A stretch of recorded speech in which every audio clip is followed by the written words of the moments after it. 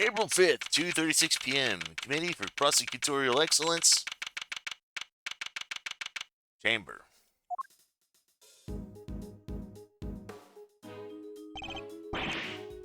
This room. Officer, isn't this? Yes, sir. This is the trial chamber of the Committee for the Prosecutorial Excellency. Prosecutorial Excellence, yes. Oh, it's here? What? I knew they moved out of the prosecutor's building. No idea they'd come here.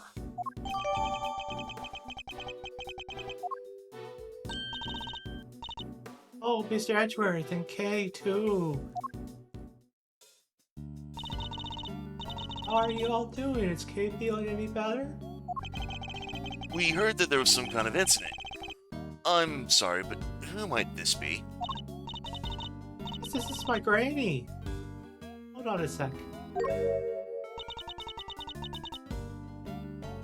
Name's Hilda Hertz, Sonny. Who the heck you might be? Oh, okay. It's a pleasure to meet you. Prosecutor Miles Edgeworth, at your service. Nurse Needler, your grandmother's name Hertz. Is she? Yep, she's the director of Hertz Hospital. So, woman is the head of a hospital? Okay.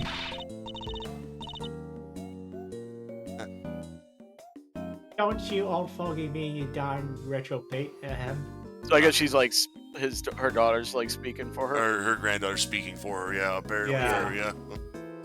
And Tim says, sadly not the I'm Hurt hospital, yeah? How did she do that? Oh, it sounds like you're kind of a big deal, ma'am. That's not wrong. Okay, not wrong at all. Oh, he's the one looking after the girl, the one with the amnesia. Seems Dr. Hertz is a bit of an introvert. Want me to fix those burrows of yours, Sonny?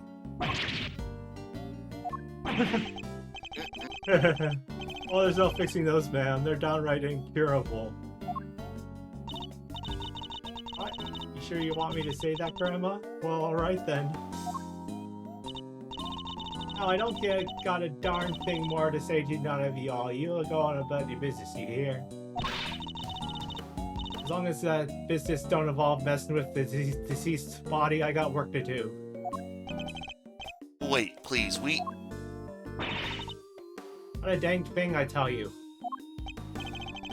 You can't talk to us like that. What gives you the right, huh, pal? For one, she's a senior, so... Oh! Oh!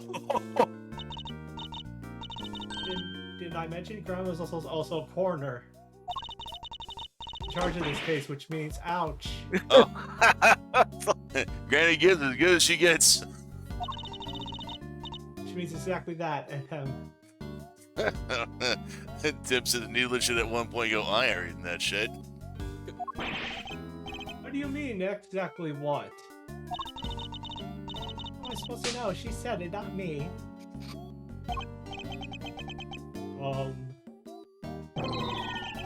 It's like I'm trapped in a comedy routine I can't escape. Kind of reminds me of the video that Tim posted on my Discord. So there's this running gag. So Ace Attorney, especially I think, what was it, at least the first game, had a stage adaptation, a live-action stage adaptation. Oh no, I remember. I heard of this. And one of the running gags that they did with Gumshoe was that every time he slipped on a banana peel, his actor would fall to the stage floor, but begin breakdancing around. That's fun. Oh, we've got a body to be looking at. Catch you later, gang, and take care. What the heck is their deal? Oh, what does it matter? So long as we have permission to investigate. Does it matter? It matters a bunch, sir. What will you do now, Mr. Edgeworth?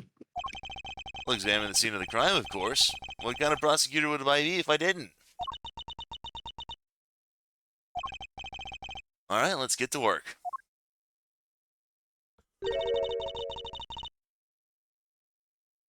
That person over there is called K, right? Surely that means I can't be the K you know. That's what we're looking to figure out. But don't worry, you're definitely the K we know. I'm certain of it. Thanks! K who lost her memory, and a victim who shares her name. Both meeting their respective fates here at the big building.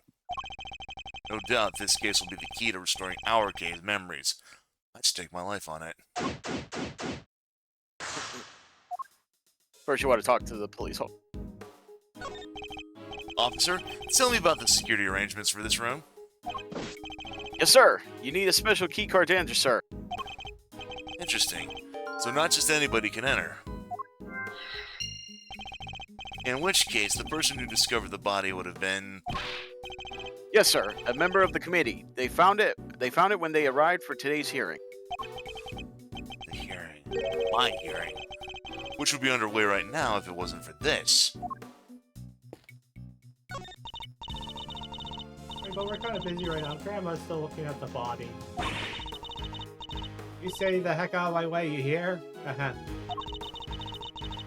could you give us a few more minutes? Of course. We'll come back and examine the body ourselves later after she's done. Yes, you want to go, around the bit. Around the... Statue of the Goddess of Justice. Sure do know your stuff, sir. So, does she dole out blessings or what? She's not that kind of goddess, detective. She's a symbol of the sanctity of the law. The scales represent justice, and the sword retribution. The blindfold shows her impartiality.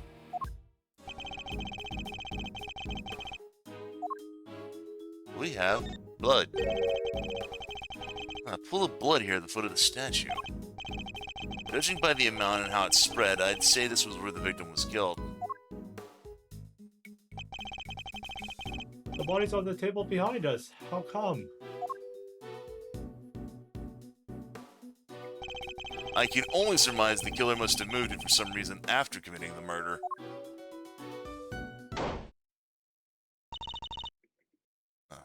Who is this? I think it's Gavel and Eustace. Sorry to intrude.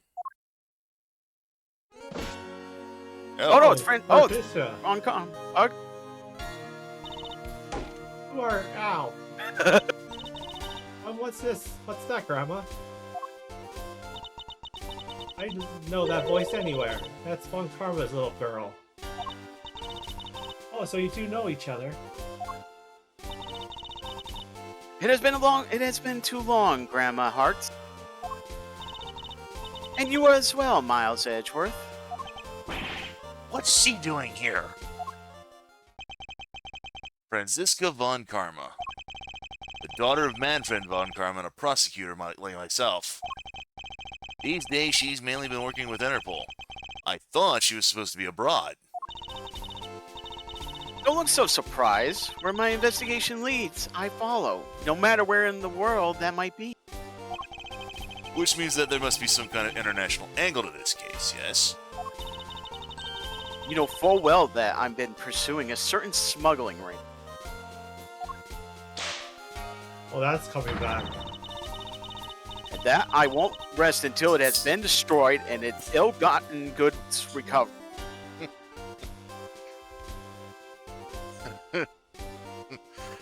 Tim, the daughter of Manfred von Karma, which makes her a woman, Fred von Karma. And she should be wearing a Judge Dredd helmet if the way Gaville operates is anything. So the smuggling ring's involved then.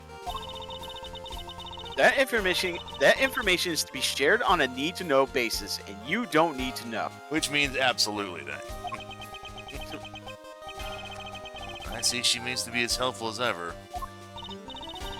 This Von Karma, was it? Grandma wants to tell you something. We're about done here. Scene's all yours, kiddos.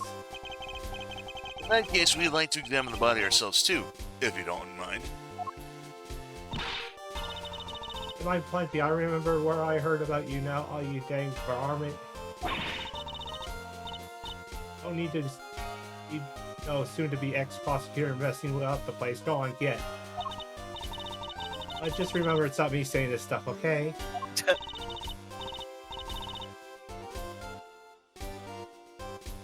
Please, Granny, it's important. Who you calling Granny, little missy? Eek, I'm sorry, I didn't mean to offend you. This is going nowhere. I didn't want to have to do this, but... Francisca, I need you to add us to this investigation. We have to see that body up closer. We'll never learn the truth about what happened to Kay. As in Kay Faraday. Please, you gotta help us out here. Kay needs us. I don't know what you are up to, but very well. Thank you. You won't regret it. Of course, I expect to receive a full explanation when I grill you later. Yo, you serve big time. I wasn't talking to you, Scruffy. Ouch! Well, Grandma Hertz, will you allow them to examine the body?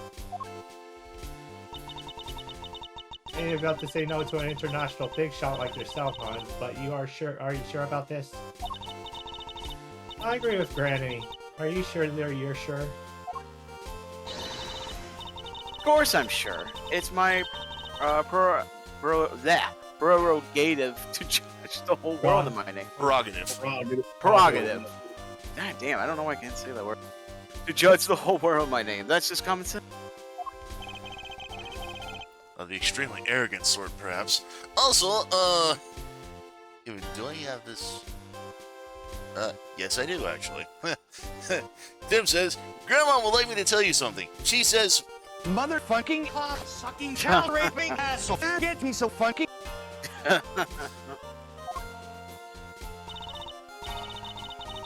Oh, but don't say I didn't warn you. Oh, you heard her. Try not to get fired, okay? Don't worry. It'll take a lot more than this to ruin my reputation, should things turn sour. unlike me, who's on the verge of losing my badge. You know what the funny thing is? We were gonna let Ben take the granny, but turns out, yeah, since she doesn't actually voice. Yeah. Alright, well, this is fine.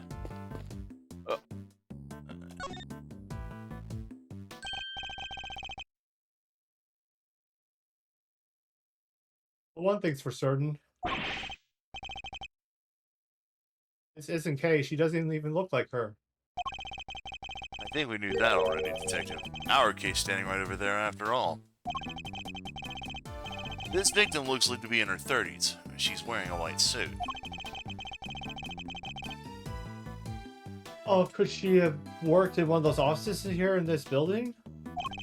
Perhaps, but for now she remains unidentified. The question is, why did the police seem to think her name was Kay? Scour the scene and inspect anything. First off, let's take a look at this candelabra here. I think this could be the murder weapon. Three-armed candelabrum. Victim suffered the same number of puncture wounds to the left side of her chest. Puncture wounds that could very well have been made by these spikes. Candle album? Not quite, Detective. Candelabrum. A candle holder, in other words. Oh, gotcha. That reminds me. I forgot to pay my electricity bill once a while back, and I had to live by candlelight for a whole month. Who does that in this day and age? One whose paycheck has been diminished greatly by you. Yeah. I mean, you're not wrong.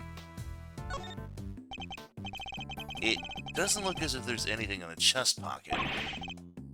Nothing except this hole right here.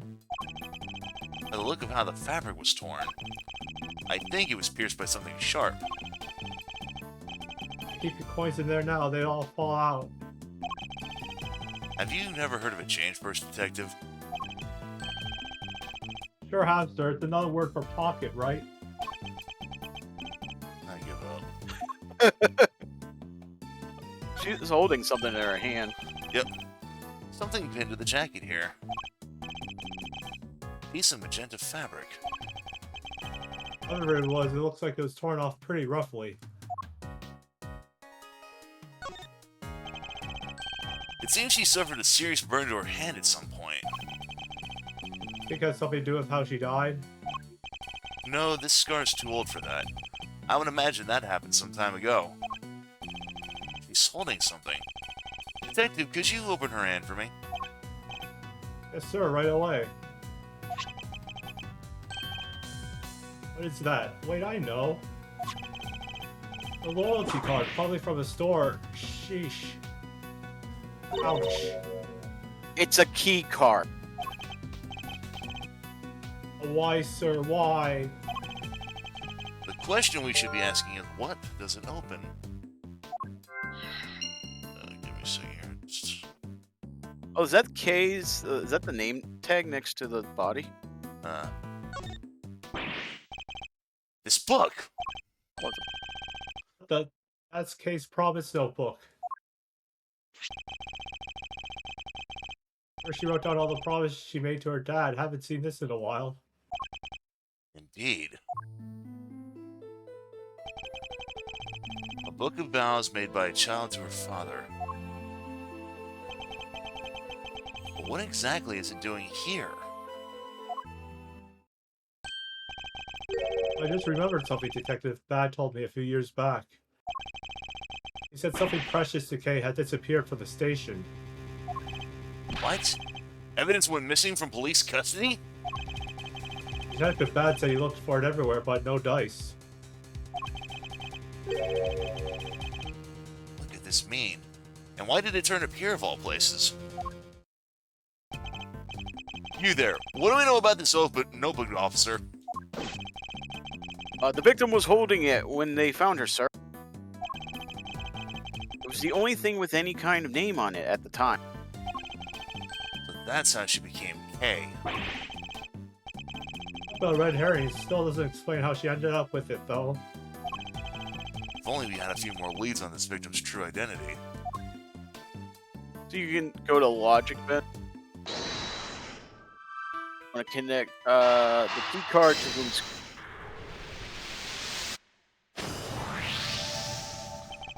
I would imagine that the victim's keycard probably grants access to this room, wouldn't you? Let me go find out, sir. I'm back. Found some details on the keycard in the security system. It's for this room, just like you said.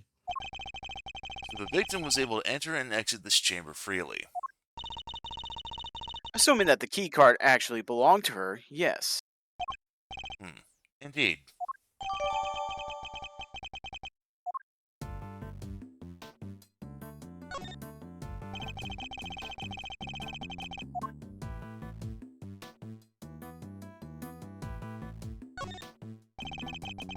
Victim's hair is caked with blood. Looks like she was hit with something, huh? Unfortunately, it's too early to say for certain. Perhaps an answer will turn up as we investigate further. Did you already examine the magnetoflower? Yes, I did. Okay. A pure white jacket with a deep red stain on its lapel. This jacket, the buttons are on the wearer's right-hand side. What's so weird about that? Buttons always go on the right, no? Not on women's clothing. Traditionally, the buttons would be on the left. You always say, sir, you sure know your stuff. This is common knowledge, Detective. But nothing else seems amiss. Wait, what's this in the pocket? Her gloves? Also white. They don't seem to be soiled in any way. I imagine they must have belonged to the victim. So you can deduce from your magnetic flower that the one Kay was holding was found was probably torn off the victim's jacket. Eureka! Judging by its appearance, I'd say that the flower Kay was carrying originally belonged to the victim. And now that you mention it, it does look like it's made out of the same fabric. Give me a second here.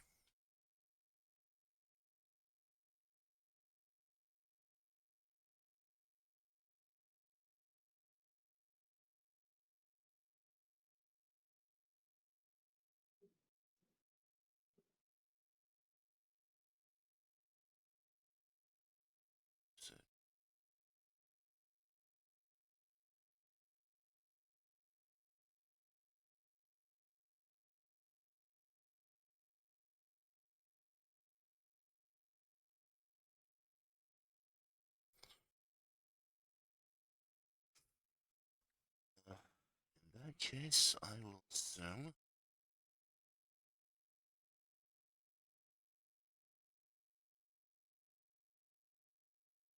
And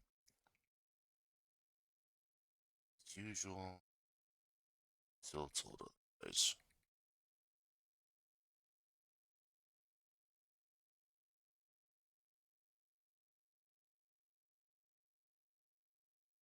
All right. Yeah, I just had to check in with my supervisor because, yeah, so I'm supposed to have this upcoming week off, the 22nd through the 26th. Mhm. But I haven't heard anything about whether or not the week off was actually approved because it wasn't approved in the system, and I hadn't heard anything about him on that or not. So I Okay. went ahead and I sent him a message being like, hey, just, have we heard anything about any coverage? And he literally just got back in touch with me like a couple minutes ago, being, hey, we haven't heard back from the third party about scheduling. And he messaged them Friday and early this afternoon, just today.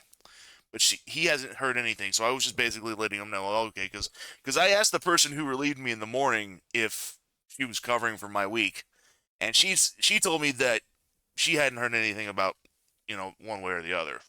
Uh-oh. So I was like, okay, well, in that Oh, case, gee. until I'm told otherwise, I'm just going to go ahead and assume that I'm going to report in Monday night, as standard operating procedure. So, All right. so That sucks. indeed, let's make a closer comparison. Or not just mess up exactly. We've got one heck of an eye, sir.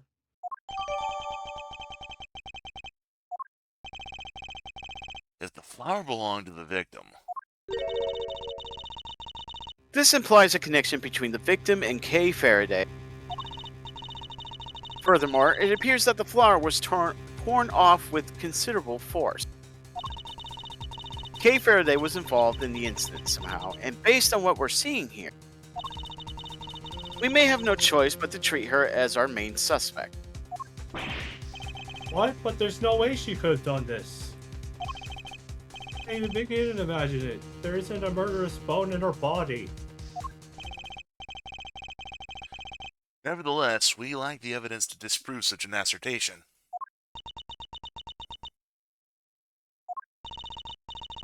For the moment, we're simply considering all the possibilities. Isn't that right, Miles Edgeworth? For better or worse, yes.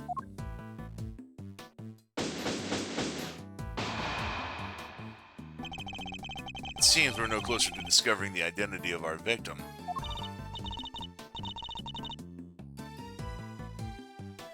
Then am I really Kay? Can you really be sure? Of course we're sure. What are you talking about? Thank you. And that person lying there? Is someone you may have murdered. But that's all we can say for now. No, there's no way she did. Isn't that right, sir? Indeed. I don't believe the Kay we know could have done something like this. You're becoming a real softy, Miles Edgeworth. I think this is UDM. This is Winter. Oh, look who it is again. I know that voice. Yep. The winning spot, the #1 name in the business. It is I, Prosecutor Eustace Winner.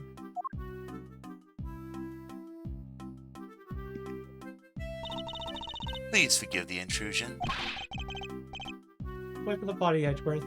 I didn't call for you, and I don't need you. This case is mine, is what the victim would have wanted. You knew the victim? So it really is her. But be not afraid, everyone, for the goddess of justice will guide us to the truth. Sure she will. Now that I'm here, everything's going to be alright. Or did this one with the regret? I'll show them what. Hey, Miles Edgeworth? Who is this imbecile? Why am I getting the death glare? I've got nothing to do with him. Franziska von Karma, I presume. My apologies. I should have introduced myself sooner. Verity Gavel, at your service.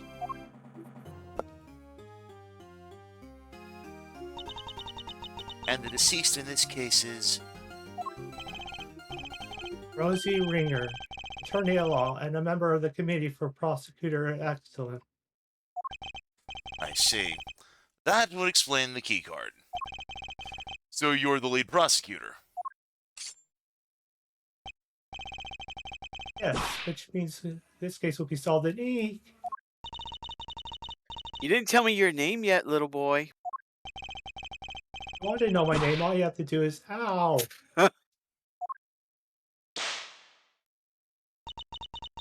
Stop babbling and tell me now. It's Eustace. Eustace Winner.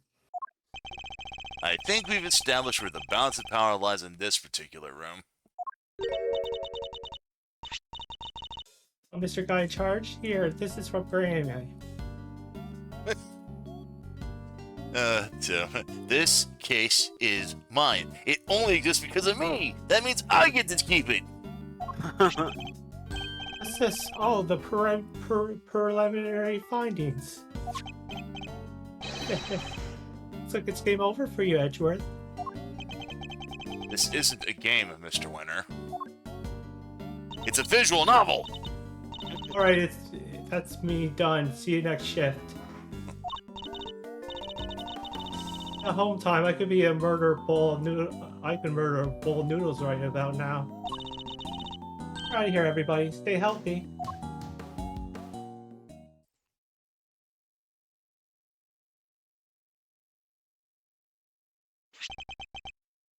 Let's see. So the wound on her head is from when she fell over and died. Fell over after she died. Eustace. It was the candle holder that killed her, huh? And she died sometime late last night. But now, Gavel. It's very kind of you to share the coroner's findings with everybody, Eustace. But perhaps you should leave it there? We wouldn't want you to strain your voice, after all. No, that would be a tragedy.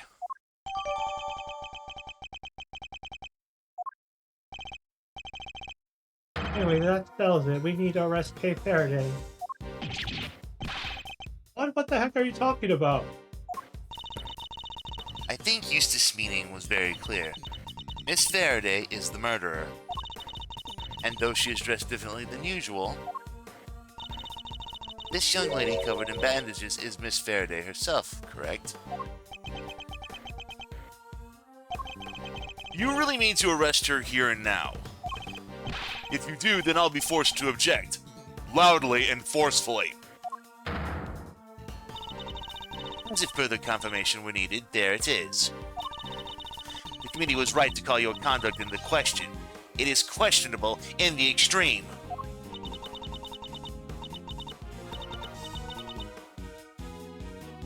Please, Mr. Edgeworth, just go. It's fine. Fine, this isn't anything but fine.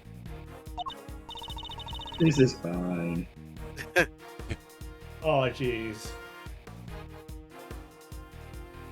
I still don't remember anything.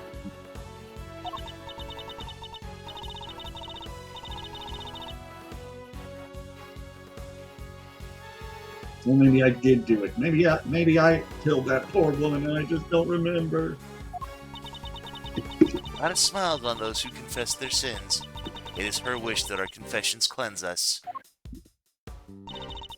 She applauds your commitment to the cause of justice, as do I. Judge Cavell, Eustace, if you really intend to arrest Kay, could you at least explain your grounds for doing so? I, for one, certainly don't intend to yield. Not until I've seen some evidence to support your accusations. Allow me, prepare to be hit with a face full of detective genius, Edgeworth.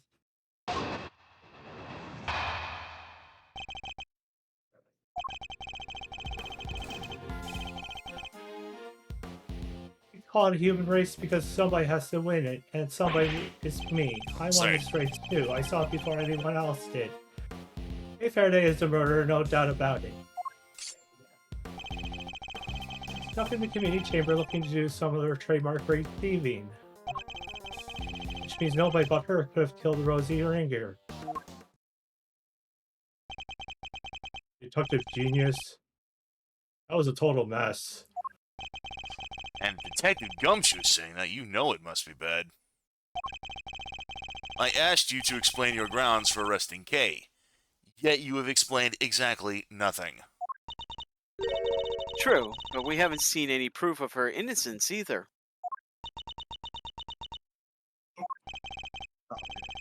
Okay, Mr. Edgeworth will pull off a miracle somehow. You just gotta believe. Gotta believe. Deductions aren't acts of divine intervention, you know. Well, Miles Edgeworth, I hate for you to disappoint me. But in the event that you do, I will be sure to freely let you know. Present the key card on the third stage. Right.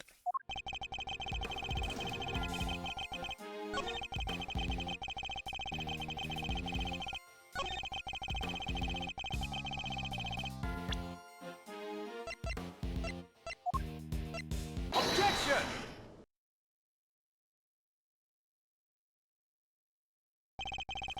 Are you familiar with this room, Mr. Wenner? Certainly sounds like you are. I'd say winners know where winners go. I'm number 1 and number 2 and 3. Number 2 is right. In other words, the majority of your work is second, if not third rate. You always have to make fun of me. You could take it You're as stupid. You could take it as a slight if you wish, but the fact remains that you seem unfamiliar with this keycard. What do you take me for? Of course I'm familiar with it. You need one of those to get in here. Don't you? And the last horse crosses the finish line. Have you no shame? Eek. Mr. Wenner, do you even really suspect Kay? Of course I do. She did. Faraday's the killer. Then perhaps you can tell us how Kay got into such a secure room as this, without a key card. Well, she, there was the, yeah. Masterful summary. Now, as we know, only members of the committee have keycards. Therefore, only they can enter. Precisely. Why is she agreeing with me? Please, take a look at this. I had security pull the data earlier. As you can see, the door to this room was open at 12:52 a.m. with Miss Ringer's keycard.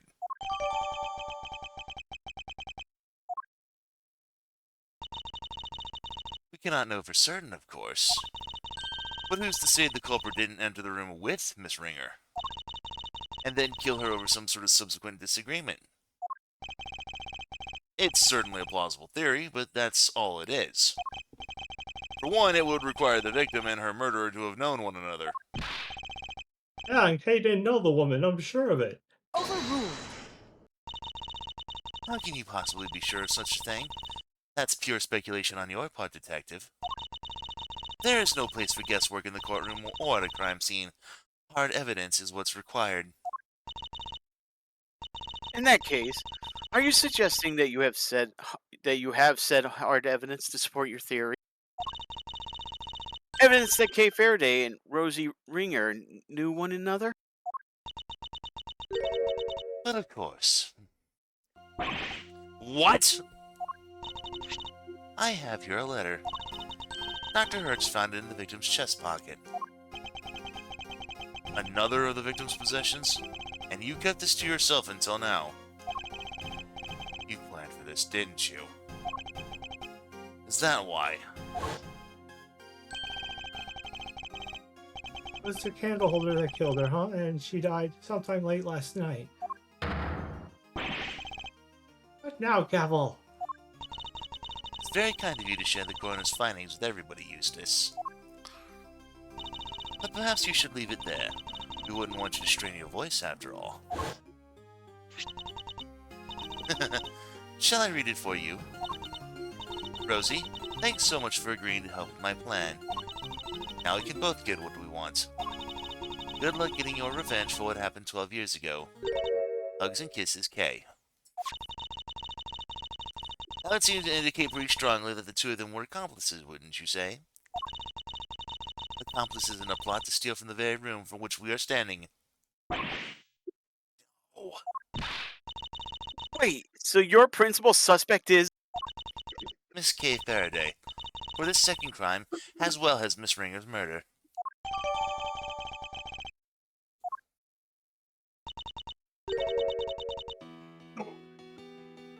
I'm the principal suspect? Don't listen to her. It's all lies, all of it. I'm not like that. You would never do any of the stuff they're accusing you of. How do you explain the letter, Detective? Maybe there's another K name out there, because people do have same names. I don't know. Unlike Mr. Winter, I suspected that Judge Gavelle herself had some proof to support her accusation. But I didn't expect it to be quite so definitive. Nicely done, Gavel. Thank you, Eustace. What I meant to say, first names at least. Yeah. We're not done here yet. I still have questions. And you'd better have answers.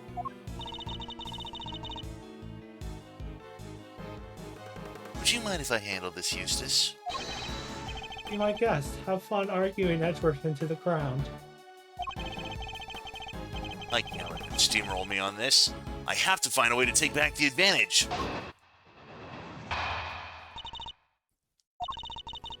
As the letter more than adequately proves, Miss Faraday and Miss Ringer were acquainted. It seems Miss Faraday had asked for Miss Ringer's help in a plot of some kind. But for whatever reason, their alliance must have broken down. Miss Ringer lost her life in the resulting disagreement, but she had one last card to play. The letter she kept safe in the letter she kept safe in her left chest pocket spells out the name of a killer. He's good. Better than ever even today. You can take her down, Edgeworth? Yes, of course. I already see a glaring flaw in her testimony, too. Don't do this out of pride, Miles Edgeworth. If you're going to fail, do it on somebody else's time. Hey, whose side are you on? There's only one side to be on, Scruffy. The side of the truth. Oh, looks like the kid's got something to say. But there's only one side to be on. It has to be on the winning. Ow! Quiet, you. My thoughts exactly. Press the coroner's finding on the 5th state.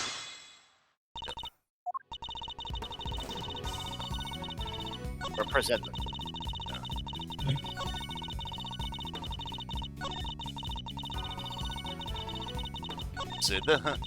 Yeah, this one was pretty obvious. Cause like, she's like, hey, the letter she kept safe in her left chest pocket.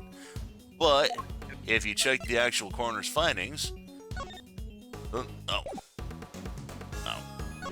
actually is, yeah, you can see like right there on the left chest pocket, she's got like secured 3 times through the candelabra. Yeah. Objection! So the victim kept the most vital clue of all closest to her heart. How very touching. The voices of the dead fight to be heard, and even then they don't always reach us. But her voice rang loud and true, and it told us that Miss Faraday is her killer. I think you may have misheard her, Your Honor. Or perhaps an evil spirit was trying to mislead you. Hey, you take that back. Perhaps we should try listening to the words of the coroner's report instead. By all means, if I recall correctly, the victim was stabbed on her left side. No. Yes, I'm afraid so. You claim that the letter was found in the victim's left chest pocket. Right where she was stabbed by the candle holder. Indeed. 3 puncture wounds to the chest, and yet not one to the letter. Miraculous, no? Well, Judge Cavell, how do you explain that? Because I can think of one explanation. That letter was deliberately placed there after the fact in order to cast suspicion on Kay. Someone went to a lot of trouble to create the crime scene we see before us. And that someone's the real culprit, who almost certainly also forged this letter. No. It's clear that the culprit intended to frame Kay by means of that letter. You fell for it, hook, line, and sinker. Objection! Oh, Faraday did it. The letter was in her other pocket, yeah. Oh, seriously? Left chest pocket thing was a mistake. Whoever reported must have meant their left. Hey! Stop your foolish floundering, you foolishly fool. Stop your foolish floundering, you foolish fool. Or are you just that inacurable, foolish, incurably foolish? Sorry. He's the foolish Keep fool whipping that me. Oops. It's okay. Continue. What were we gonna say? I was trying to make a joke with you. Like I was saying, the foolish fool that ever did fool. Yeah. Oh, Keep on whipping me and stop making fun of my deductions, lady. Ow! There, I saved you the trouble of disciplining him. Yes. Even though I had no intention of doing so. The letter stained with blood, which suggests that it had indeed been placed somewhere on the left side. Therefore, I doubt there was some sort of mistaken report, and not unless that report was given by you. What? Yeah, well, say something. No objections? Good. Then permit me to continue. So we've established the existence of a second suspect. Oh, we having the murder out again here, remember? Let's go down apart than Faraday and the ringer. Whoever it was would have needed a key card. Judge Gabel proposed that the killer enter the room together with the victim. But what if there's something questionable about the very basis of her theory itself? I mean, there was another time that the card was used, but it doesn't have a name. Yep, this piece of evidence points to another suspect other than Kay, and that would be the keycard record. Look again at the keycard record provided by Judge Gabel herself a short while ago. As already noted, the victim's keycard was used at 12:52 a.m. But you will note that someone else's keycard was also listed. A mystery person who could have entered beforehand and lay in wait for the victim, you mean? This other person entered at 10:15 p.m., so it's certainly not outside the realm of possibility. Except I'm afraid it is. Where's your evidence, huh, Your Honor? My evidence? I am the evidence, detective. It was my keycard. Uh-oh. There's nothing suspicious about a committee member entering the chamber as I please, is there?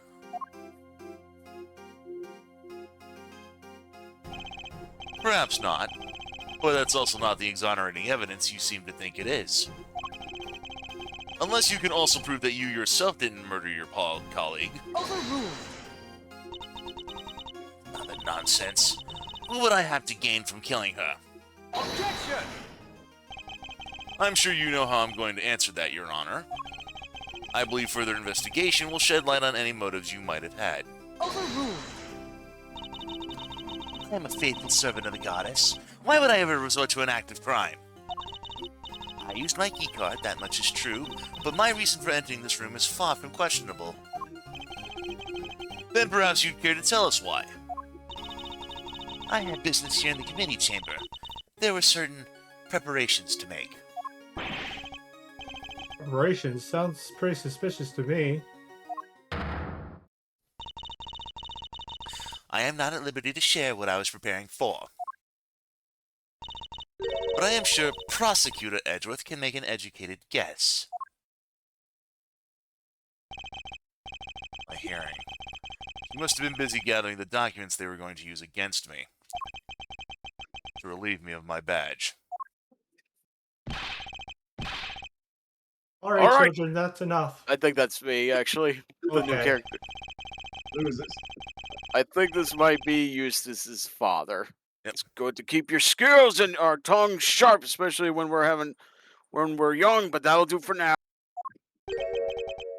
Who in the... Yup, that's Eustace's father. Yeah. Ah, really takes me back to the days of my youth. Back when I would wrangle with a certain detective. He disappeared, you know. I hope he's out there somewhere, living his best life. You'll have to forgive me. It's just, I get so emotional. The tears, I can't stop them. Chairman Winner.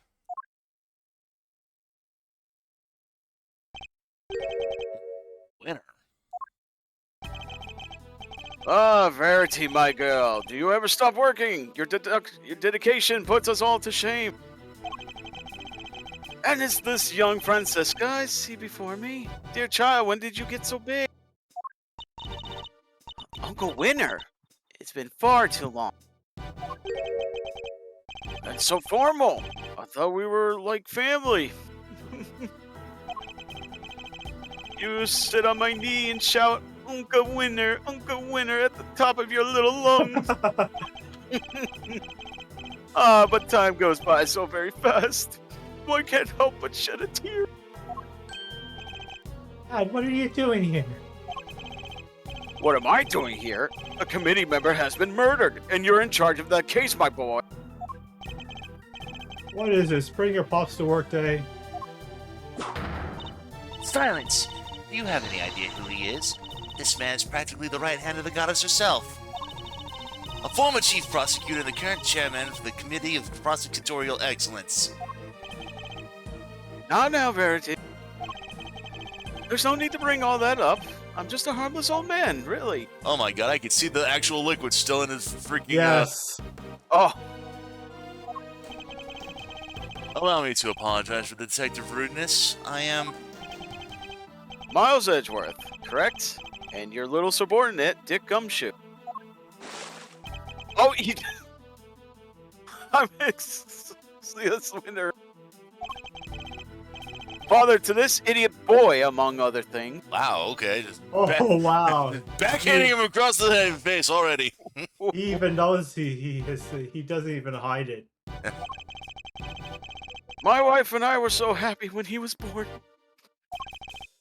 And now she's gone too. Heavens only knows to where.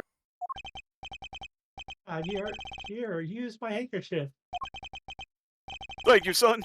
You're a good boy. In your own silly way. Like father, like son, I suppose.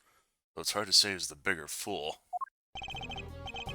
Well, Verity, how goes the investigation? Thank you for asking, sir. We have identified a prime suspect, 1K Faraday. We are currently trying... Objection! You don't have nearly enough to make her your prime suspect, and you know it! Or have you forgotten what we just discovered about the letter? Objection! Told you that was just a mix-up. They got the wrong puck. Ah! Don't test my patience. All right, that's enough. Let's all just calm down, shall we? I'm sorry you had to see that, sir. My humblest apologies. I think you've all made your cases very clearly. Oh, except for you, Eustace. But Dad, We're prosecutors. It is our duty to identify suspects and bring them to justice. But I wouldn't dare call someone a suspect without evidence or a motive. Please, Mr. Edgeworth, I know about your relationship to the accused. Thick as thieves seems pretty apt, based on what I've heard. she's no criminal. She helped us catch the bad guys loads of times. Much about this case is still unclear, sir. Please, you have to let us... Ah, it's heartwarming, really. The bonds of friendship are so strong among the young.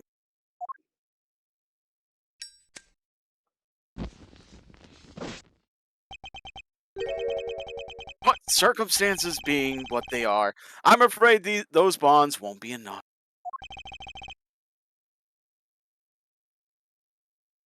The heck is that supposed to mean, sir?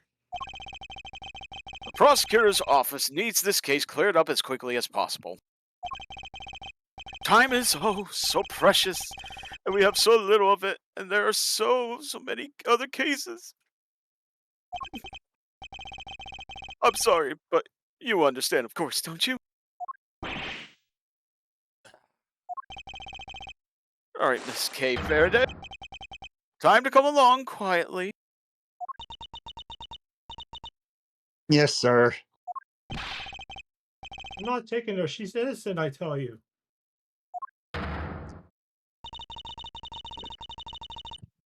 Defy the chairman of the committee is to defy the law itself.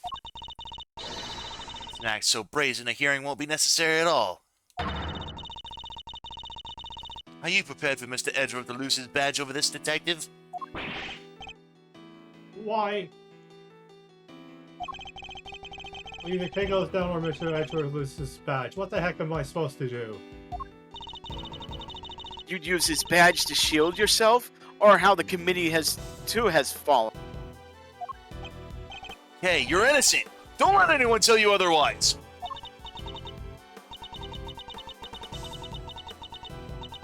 But thank you. We've only known each other for a short while, but you've been very kind. And I'm sorry for being a criminal. Your contrition has been noted, Miss Faraday, and it will be conveyed to the goddess of justice. What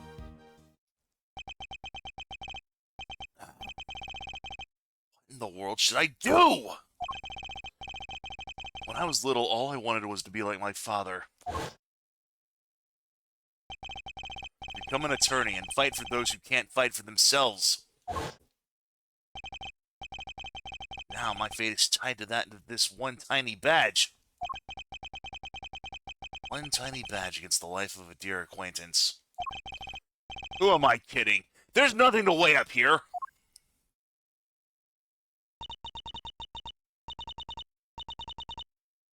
I guess this is it. Goodbye, Mr. Edgeworth. Hold it! Judge Gavell, a moment, please. Yes? What is it?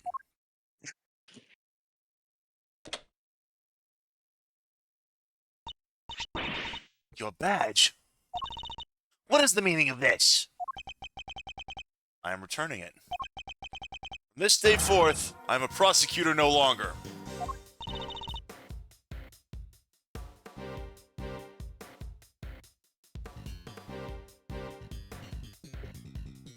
Mr. Edgeworth. What are you doing, Miles Edgeworth? Explain yourself right now. You're giving it all up, just like that. I mean it, sir. Tell me you're kidding, please. I'm not a prosecutor anymore, then what does that make me? I have one duty and one duty alone. Pursue the truth. If being a prosecutor means I must turn a blind eye to the very truth before me, then I will gladly shed the title to be free.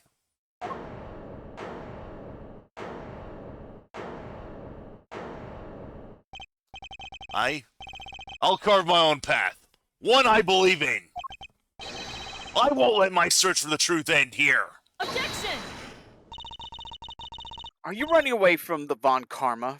From me? Say what you will, Francisco. You won't change my mind. So you're leaving me behind again. I'll never forgive you for this. Never.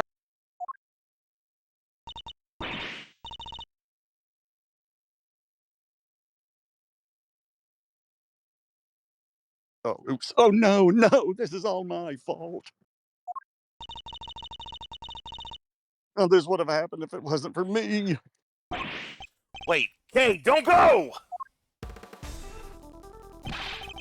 You stay right where you are, detective. Sir. I'm not a prosecutor anymore. Oh, don't say that. Wherever you go, I mean, Edgeworth, I'm always here right by your side. There's no need for you to do that now, detective. Simply focus on your job and do what you can.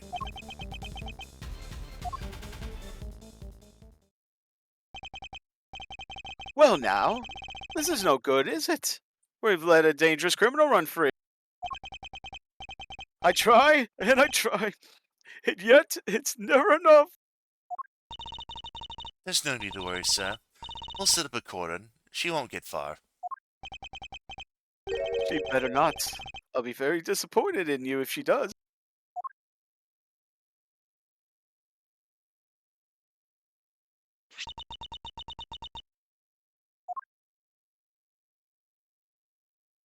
Damn, was not expecting that. Alright. Yeah, we're gonna go ahead and take a quick save here. Okay. And, but, oh, hey, Jay. Hey, Joe.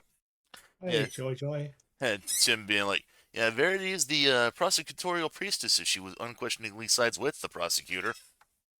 So,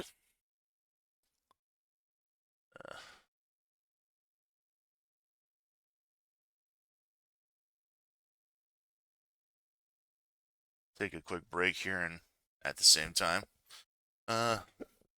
Use the restroom, get a something to drink, whatever Yep. you, whatever strikes you fancy. Yep. I'll grab a drink, then I'll be back.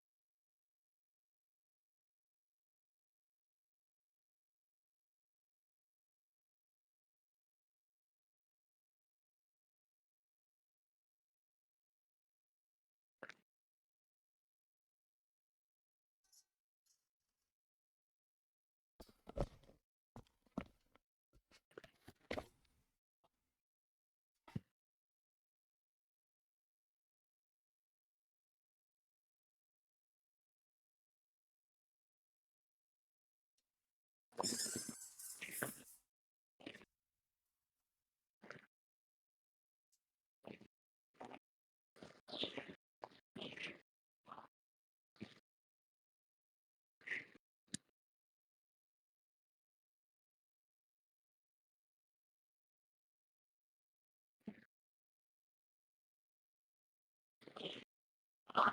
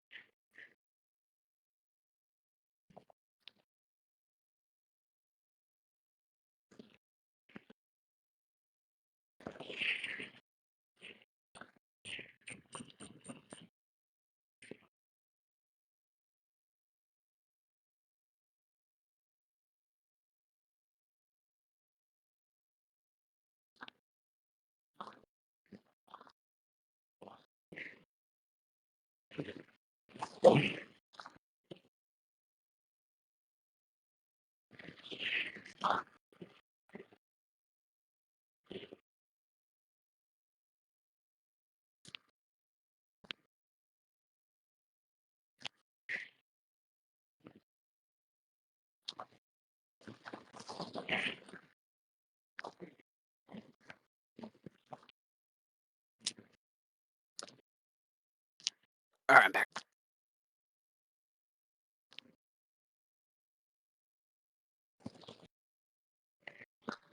That's not back.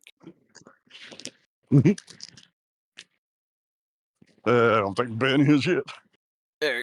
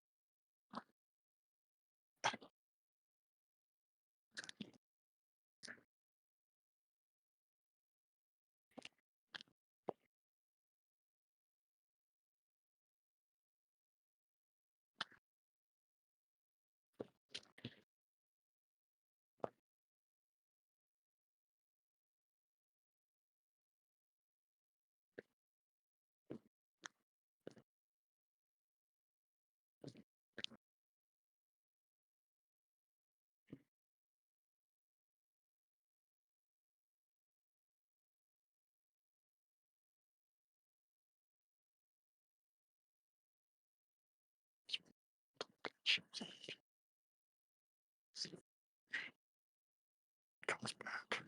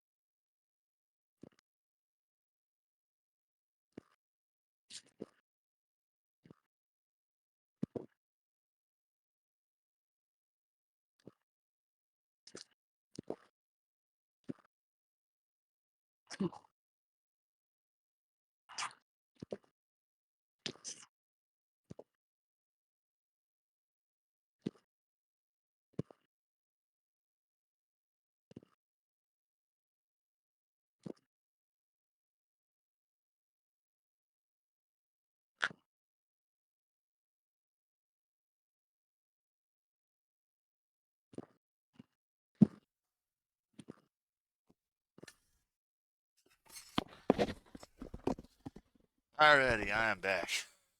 All right. Just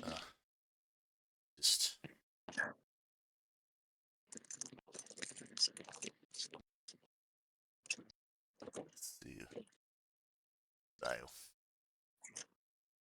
I went. Oh, here it is. Let's go ahead and keep on going. April 5th, 5:58 p.m. High Prosecutor's Offices, room 1202. Hey!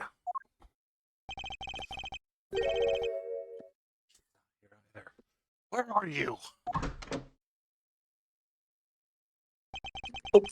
Fender.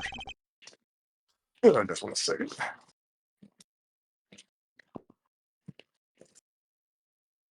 There. Knockety knock knock knock. Special visitor. Fender.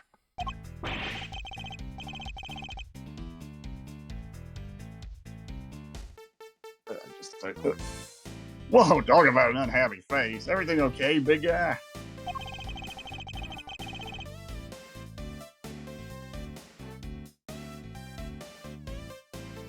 You don't earn yourself too many admirers looking like that. What are you doing here? Has something happened?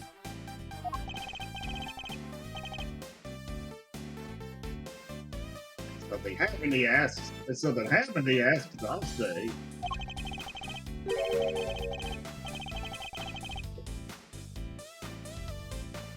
It's been all over the news. A murder in the committee chamber. I'd call that a happening, all right.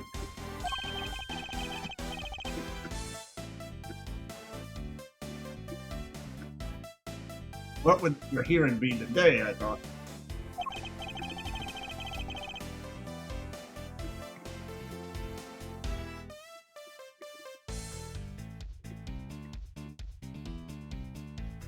Then I couldn't help wondering if you were involved.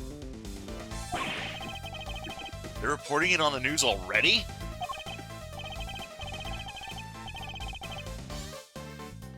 Heck yeah, a dead lawyer, a young woman on the run, they're lapping it up.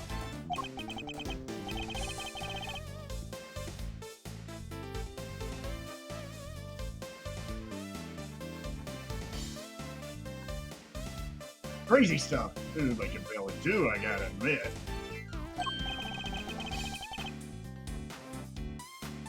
So you gonna give me the lowdown? Well, actually, one explanation later. Well, maybe warn a guy before blowing his mind next time. Things are even crazier than I thought. This isn't a joke, Fender. Kay's out there somewhere, all alone and without her memory. Not to mention being a suspect in a murder. That definitely doesn't make things any easier.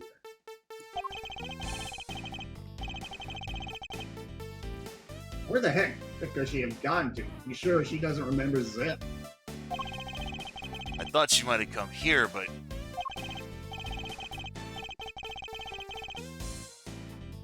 No, look, I can't say I'm surprised. Seems like she thinks she's done you wrong.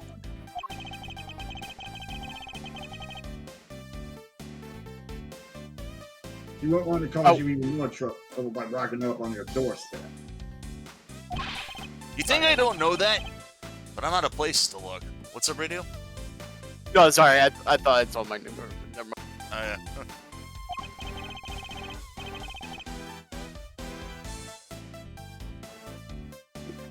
Hey, chicken, take a chill pill, compadre. This isn't like you.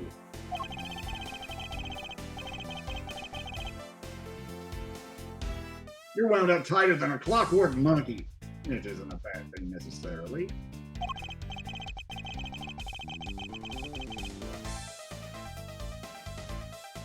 After all, it's got even you running from pillar to post looking to save an innocent from jail.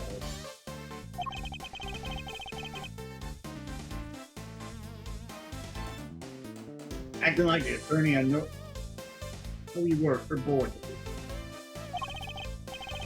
Look, Fender, I may have given up my badge earlier. But that doesn't mean I've decided to become an attorney. However, Kay isn't just some suspect in a murder to me. He's someone I've come to know very well, even if we've only been acquainted for a short while. And she'd never harm a fly, let alone another person.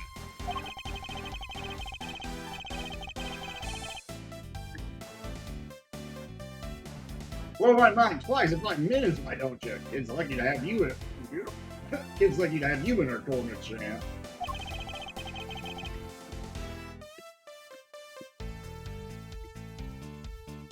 I hope you don't mind me saying this.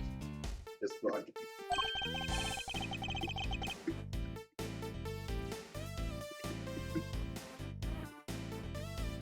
That's quite the bomb that sprung up between the two of you.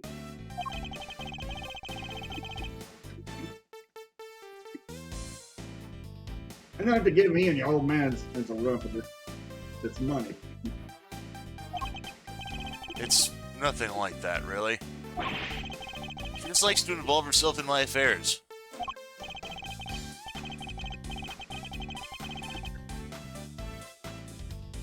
Yeah, you can say that again. From what I've seen, she likes to charge it, but things no holds barred.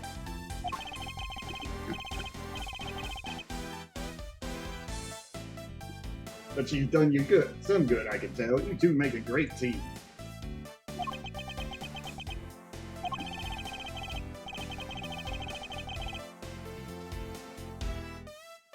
Can't say I'm not a little jealous, being as my partner cries no longer.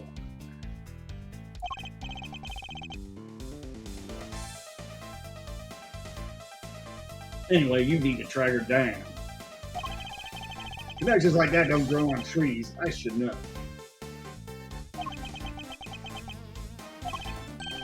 Alright, how about this for a plan? You press out ideas about where she could be. You can't just love a street shouting her name.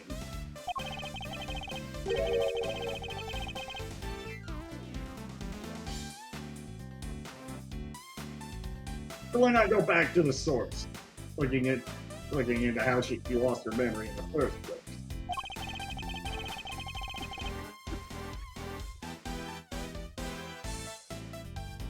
You just might turn up some clues that don't know everything is bad. Not a bad idea. Based on what she told us, it sounds like it all started at the big building.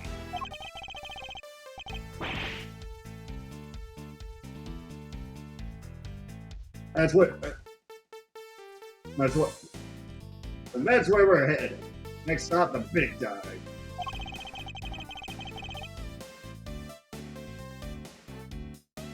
And maybe you can give your face the new good news on the way.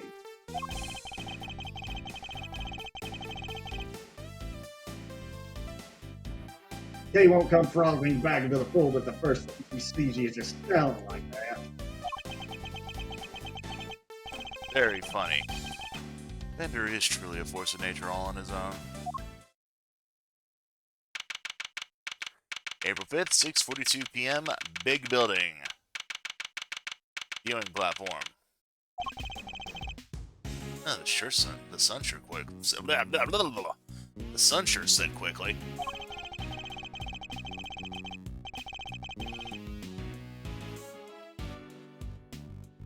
Even murder on the premises could make this place close its doors and chase that last dollar.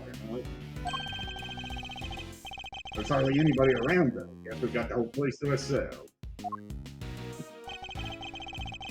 First step towards proving Kay's innocence is to figure out how she lost her memory. At the mile, we got sleuthing to do.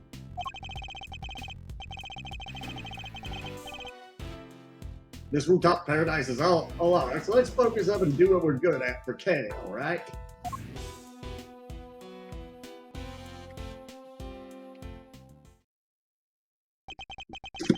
Do what we're good at, huh? I suppose I should be grateful there's at least something we can do. The first you want to do is examine the cherry tree. I love how the light actually reflects off of Edgeworth's hair here, making it look pink. Oh yeah. But because when you like go out of the light, it actually goes back to like that sort of like reddish black that's supposed to be. That's actually cool. Yeah, I like the lighting. Pretty sizable cherry tree. Its flowers are just on the cusp of full bloom. According to what Kay told us, she was standing beneath this tree until she was pushed and fell.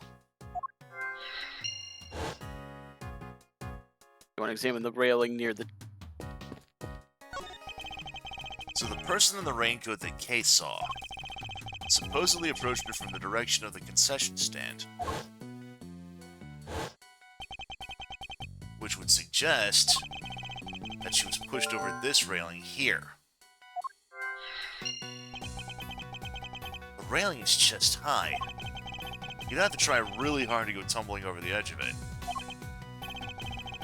Everything looks sturdy enough, too. Now you can go talk to the doctor.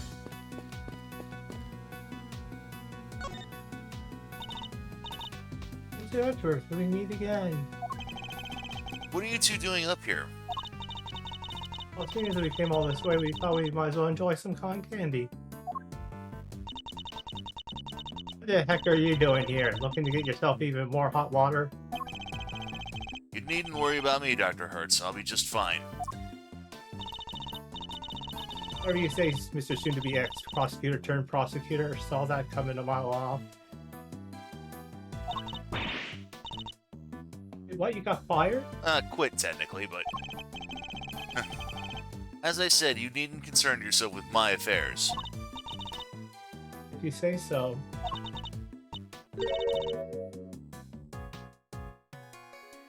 How's Kay doing? Hell if I know. Oh, did something happen? Maybe I can help. How about an injection? No. No injections, thank you. Fortunately, Dad Java Day does not keep this world's troubles at bay. Yeah, I think get chilly, huh? Come on, let's head home. Alright then, Mr. Edgeworth. Catch you again soon.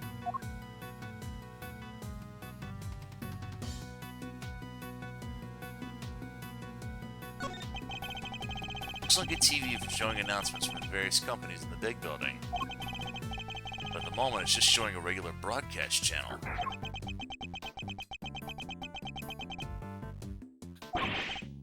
What am I standing here for? Steel Samurai isn't on today.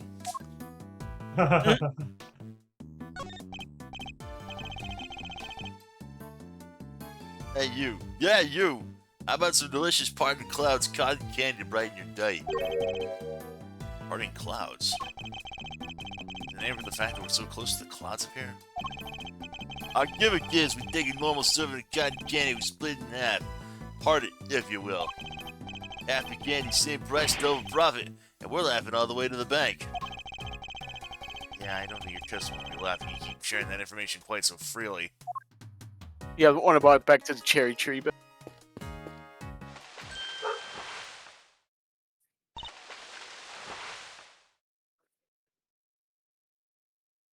Oh, this is you.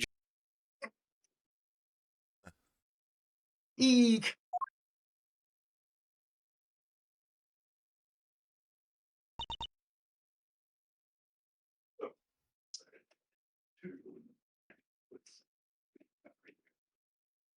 Hi.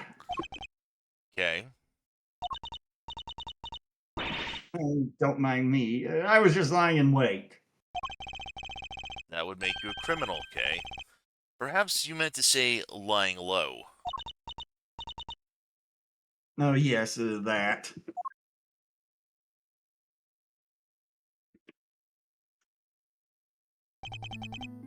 Nevertheless, I doubt people will look kindly on a suspect haunting the site of her supposed crime.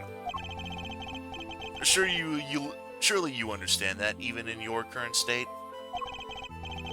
On top of which, while you've been playing hide-and-go-seek, I've been worried sick and frantically trying to find you.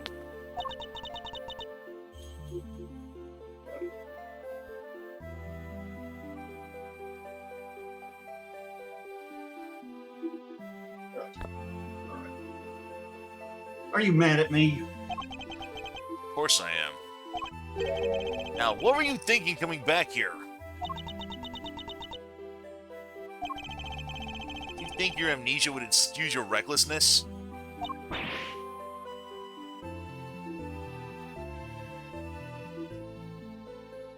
No.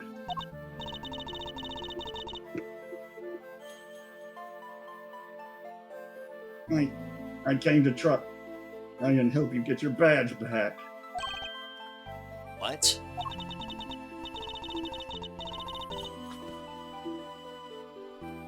I thought if I could get my memory back, I might be able to.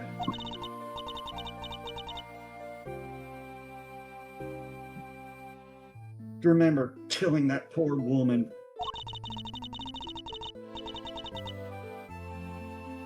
I thought if I came back to where I lost my memory, maybe I could.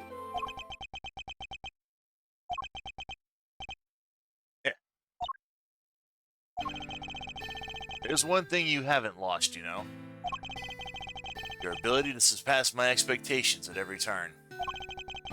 I couldn't be more certain now that you're the K I know so very well. However, I don't appreciate you being so reckless. You hear me?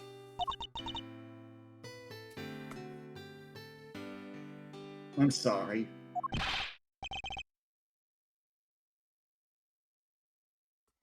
Seriously, Miles, you're killing me here. You're a banking good guy, points, and then you went and blew it by blowing your top.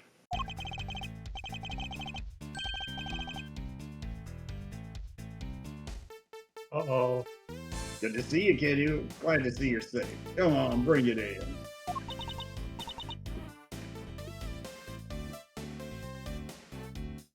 Okay.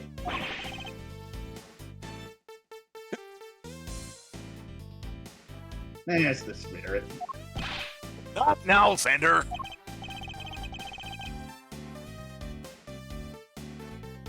Speech, I was just trying to lighten the mood. She's under 18. Even when everything's going his way, he still doesn't get the running gag.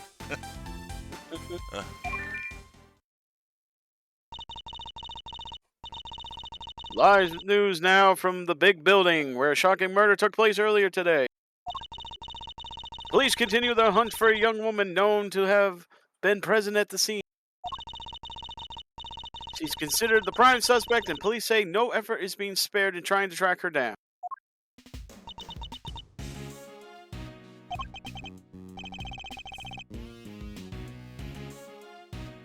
Wow, they're not messing around, huh?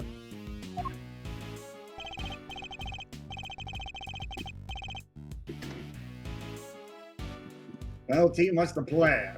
Looks like the clock's ticking down and fast. Oh, yeah. Yeah, he got it right. Right. Indeed. It's only a matter of time before they find us.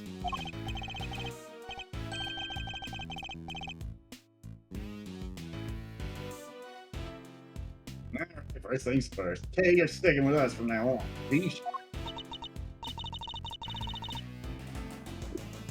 But I've caused you so much trouble already. You can hardly make things any worse for me at this point. Mr. Edgeworth.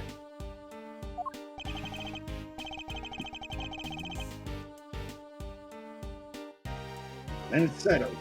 We're in this together. They're like the three musketeers.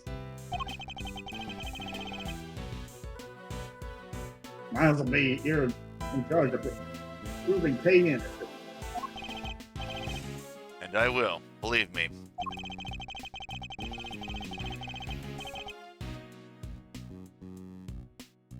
So I'm gonna need you to do everything you can to help him with this investigating, okay? Hey, Faye. Hey. Yes, of course.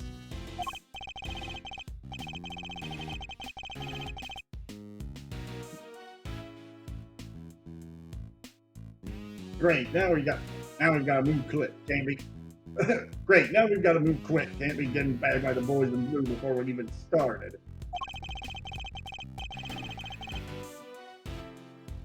You two may not have any more to lose, but your Uncle Eddie sure does.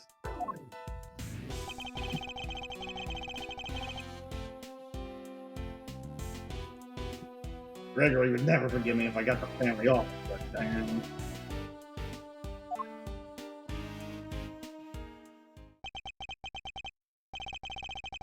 Vendor. I'm sure I owe you more than I'll ever really know.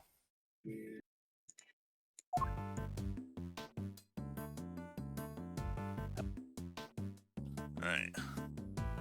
Examine the TV.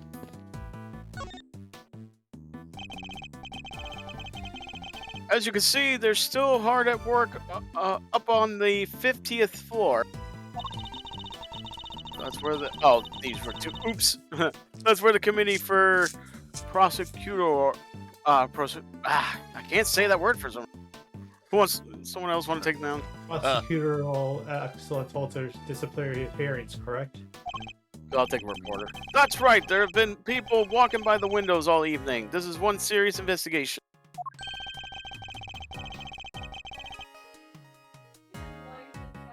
Oh, this doesn't make our chances of getting out of here with K any rosier. We'll have to find a way to slip past the press. How we're not showing up live on the live recording when we're on the roof is kind of beyond my understanding, but I'm not going to question it. I'm a cool and mysterious customer, Miles already know, but I'm no spy. Maybe we can use him as a decoy if things get desperate.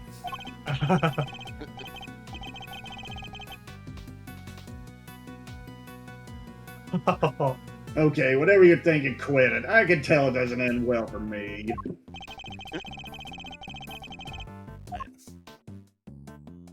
You want to blacked out floor above the illuminated floor deduce from your big building pamphlet.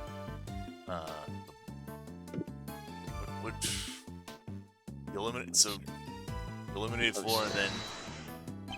Yeah, illuminated 50th floor, yeah, deduce from your big building pamphlet. Eureka! Question. How many floors does this building have again? Easy, 50, right?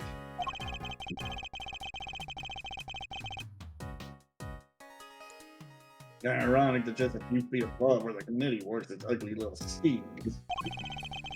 The place where starry-eyed young romantics come to whisper everlasting smoothie times. Then what's that dark space above the 50th floor?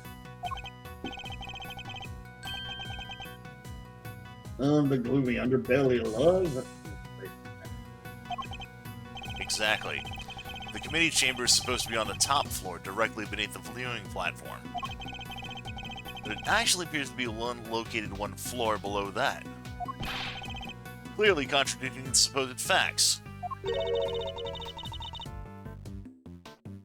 Maybe whoever wrote the pamphlet made a mistake.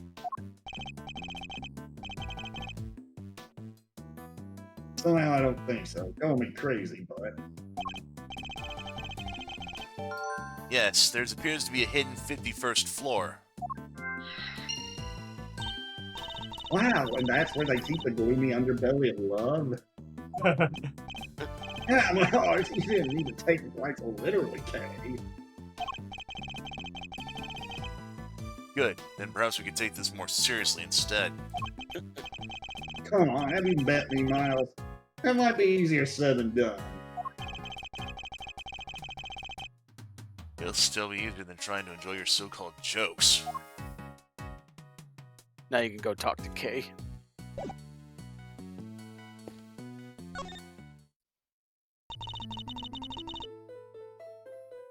I hope I've been of help to you so far.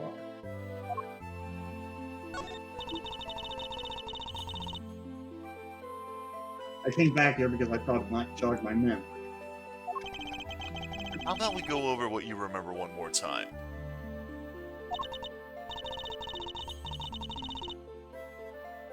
Okay, I was standing under the tree, sheltering from the rain. Then I saw a person in a red raincoat. And then they pushed me. Can you remember anything specific about the person in the raincoat? I'm sorry, I just can't recall anything. Oh, but there is one thing. I could see the moon over their shoulder as they came closer and closer. The moon?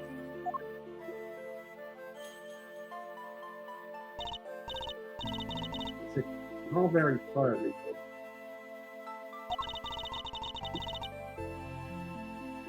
I was in the exact same place as it is right now. Floating up there above the cherry blossom.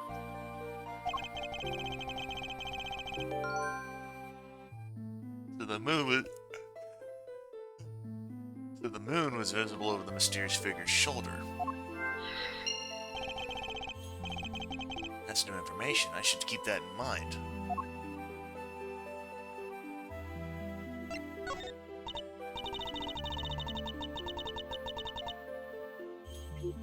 I keep feeling like there's something just on the edge of my memory. There is. Could be the clue we need. Alright, just let it float to the top of your mind and say whatever comes to your thoughts.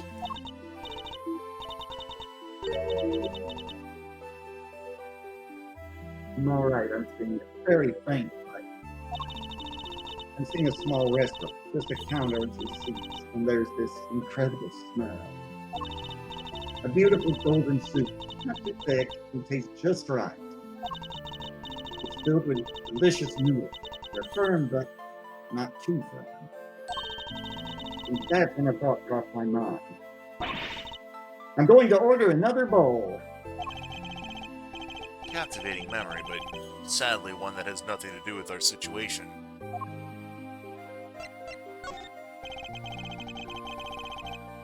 You used to say that you were the second great thief Yanagarasu, a noble outlaw dedicated to stealing the truth. You really not remember any of that?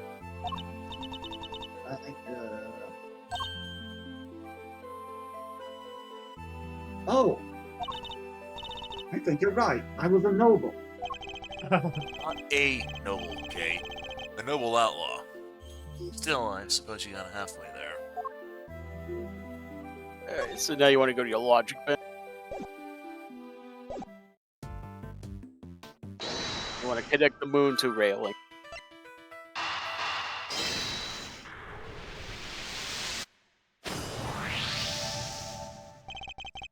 Thinking back over what Kay said,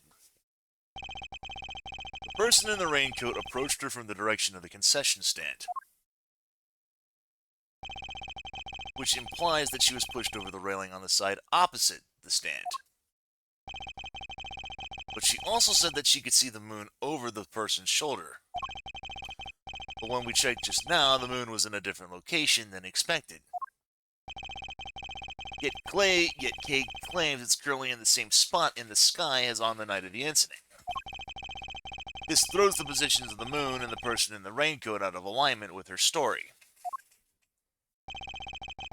I think her memories may have become confused somehow. What's more, if she really had been pushed over that railing, she never would have survived the fall.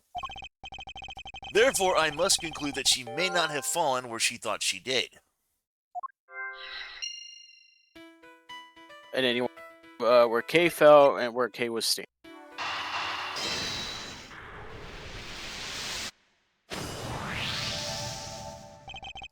You may have fallen, Kay, but it couldn't have been over that railing.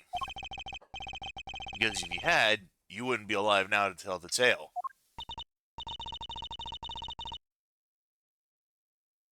I definitely remember standing under that tree.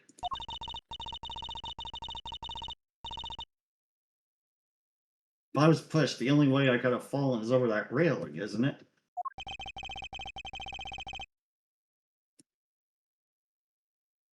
Not unless the ground opened up and swallowed you whole.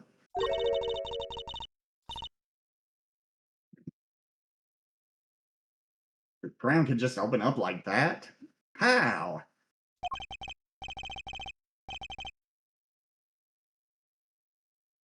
My bad, my bad. Not a joking matter. Sorry, kiddo.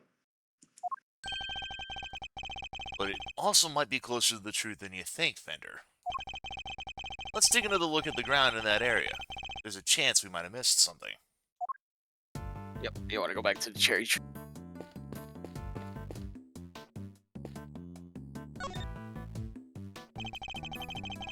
He couldn't have fallen over the railing. So where did she fall? There must be there's a clue hatch? around- Yeah, there must be a clue around here somewhere.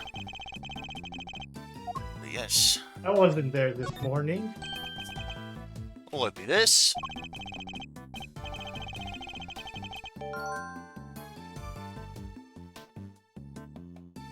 There's like a storm attack. Yeah, hey, do you think you might have fallen down here instead?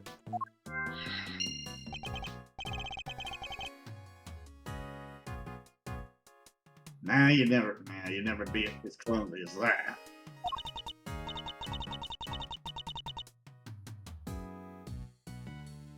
I'm sorry, I just can't say one way or the other.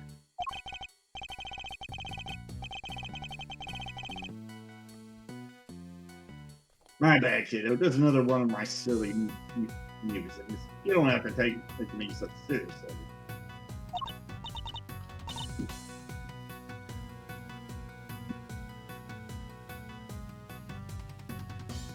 I don't? Ever?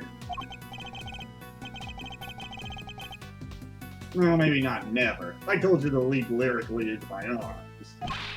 Fender! Chill, Miles Arino. Where's your sense of whimsy? You want to be a offender? So, never then. Let's talk about a deep cut. Yep.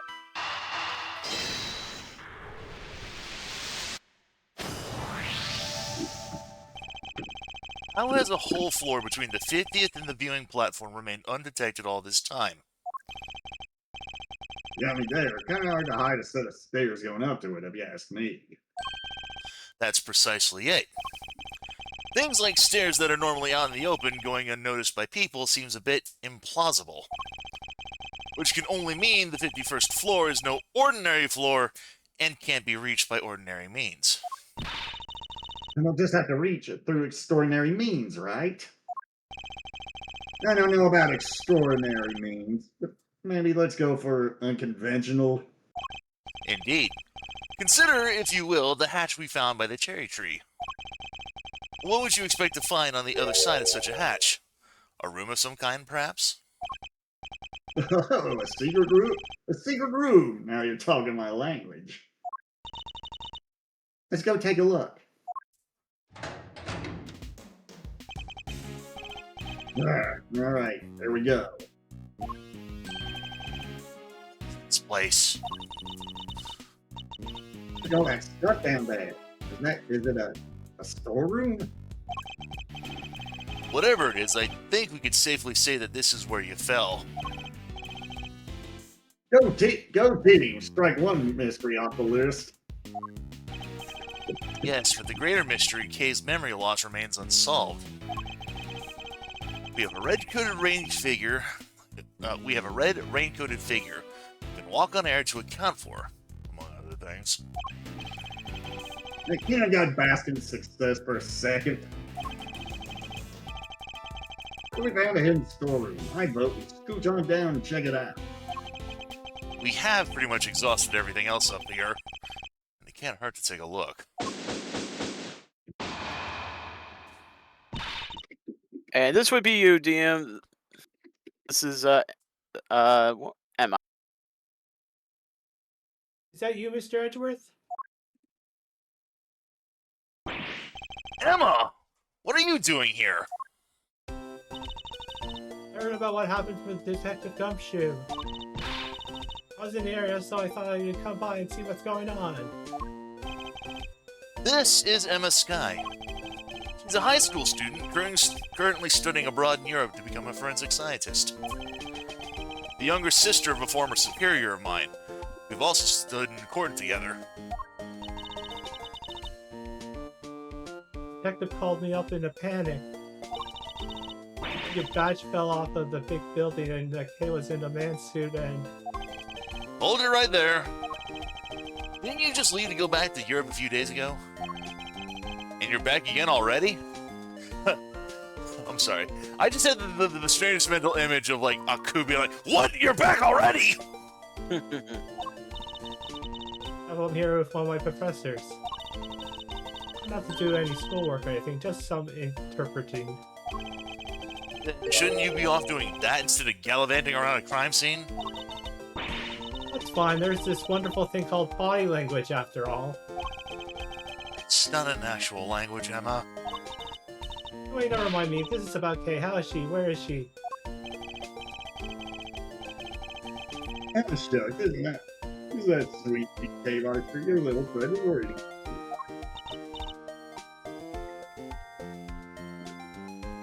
Oh, yeah.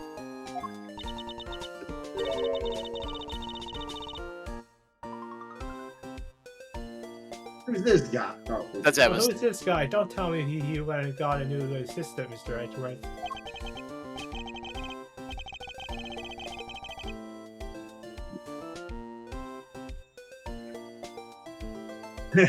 Very funny, young lady. It's actually the other way around.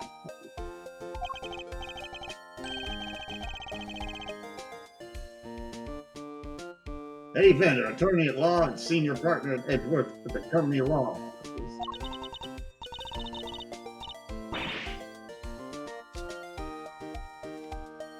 Edgeworth, so you are his assistant. Wait, attorney? So when were you a defense attorney? I'm not... say it's complicated is an understatement.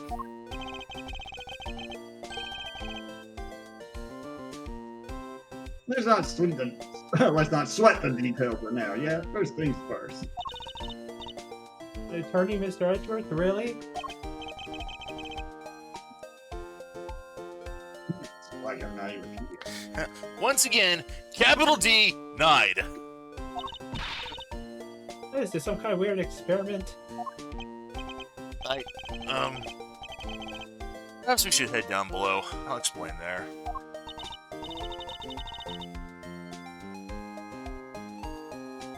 I agree, the police could be here any minute. Who's this?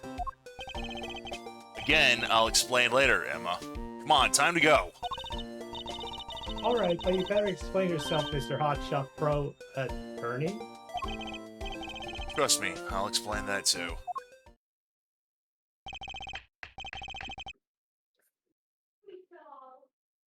Dunkery-dunkery-doo, and down the hatch we go. Okay. That was it. Yeah, that part really wasn't that long. Right? Tim says, every game's story right nowadays. I'll explain later. Come on! What's Reminds me of like it reminds me of the game that don't ask, I'll explain later. I was just about to ask, wasn't there like a game that basically like goes by the title like there's no time to explain, let's go? Yeah, that's it. By the way, Ben, when the investigating bit starts, make sure to talk to Emma. There's an achievement you can get for listening to Emma talk. Okay.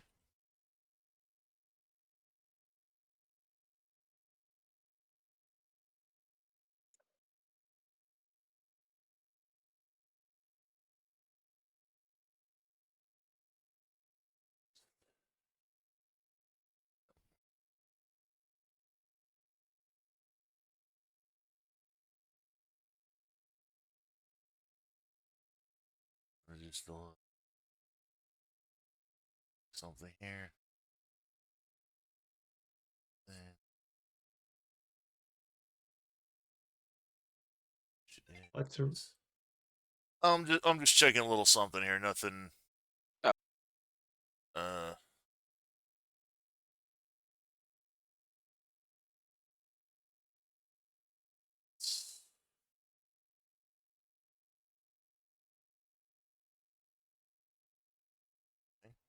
All right.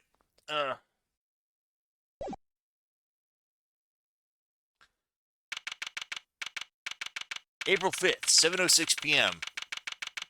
Fuck if I know. Fuck if I know. It's dark as a grate. It's dark as a grate down here. Can't see the nose in front of my roguishly handsome face.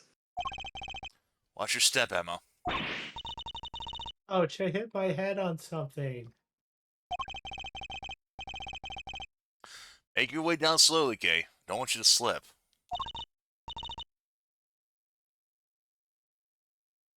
Oh, yes, Mr. Edgeworth.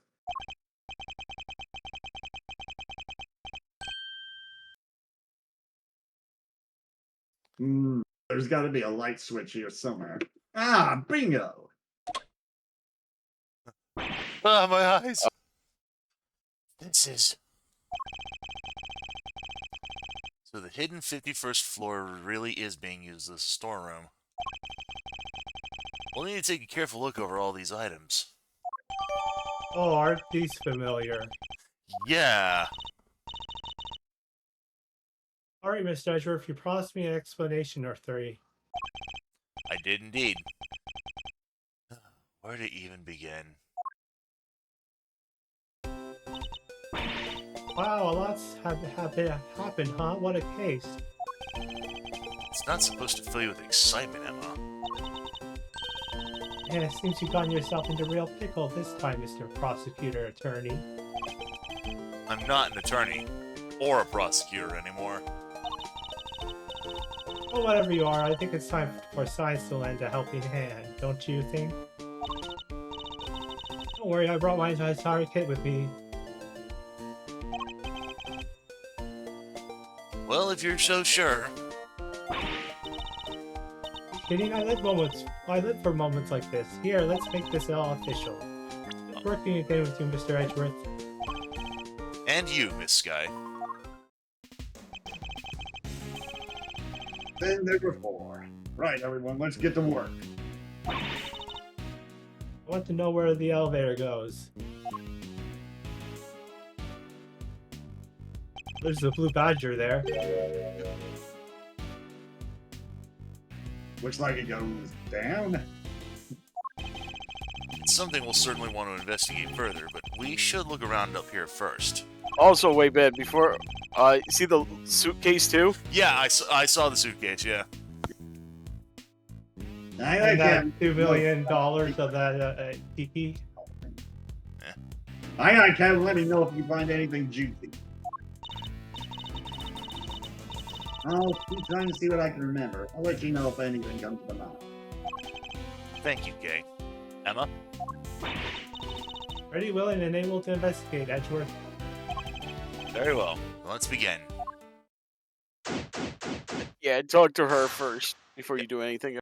Yeah, I'm not gonna, like, check anything, but yeah, a lot of this stuff here looks kind of like stuff we've seen before, like the Blue Badger, the Steel Samurai stuff over here, the Tiki from the first game, the suit also from the first game, Blue Badger over in this area here. There's some money there. The money, that's probably the fake Kadofian bills from the counterfeiting. Maybe, yeah. I know. How do you talk to her? Oh yeah, come over here, talk to me. Well, there's a safe from the investigation down there underneath that desk with a pony and the baby samurai. Alright, let me see. Why won't you talk to me? Damn it! Alright, she points out the lift on the other side. Yeah, it just says. Sorry. It says before you. Yeah, it just says before you start, talk with him. I don't know why I'm not letting you. Oh, next there. button. Ask me anything, I'm all ears. I can't believe they suspect 4K, it's outrageous. I couldn't agree more. But the best thing we can do right now is to stay calm and look for clues. After I've been scientifically processing the situation, I think I've come up with a better idea. Maybe we could administer some carefully targeted electric shocks to directly direct Kay's brain to recover her memory. What do you say? Might be just a thing to bring her back online? That sounds more than a little risky. Sounds incredibly risky, in fact. Personally, I'm still of the opinion that searching this room for clues is the better option. Really? But a little risk is what science is all about. Yes, a little being the operative phrase here.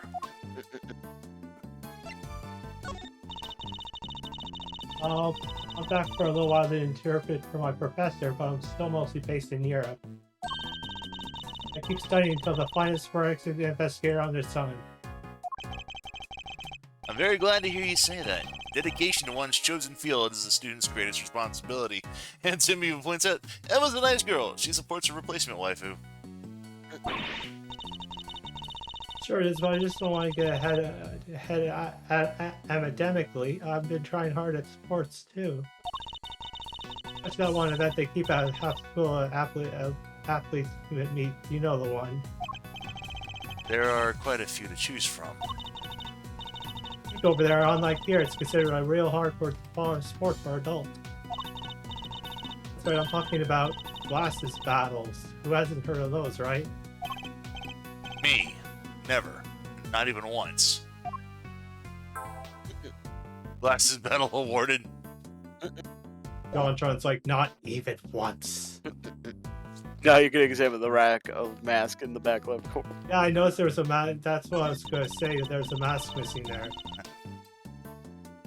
Quite creepy, all these masks lined up in the dark. Not a fan of horror movies, I take it? No way, that stuff's so unscientific. I think you mispronounced terrifying.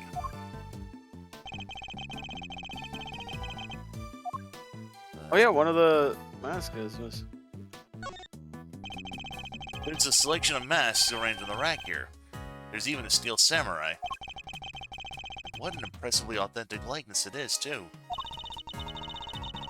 That seems to me is sensing something strange, though a lack of consistency. Consistency, you know? Consistently inconsistent. In the sense that the characters represented here feel a little haphazard somehow? I don't disagree.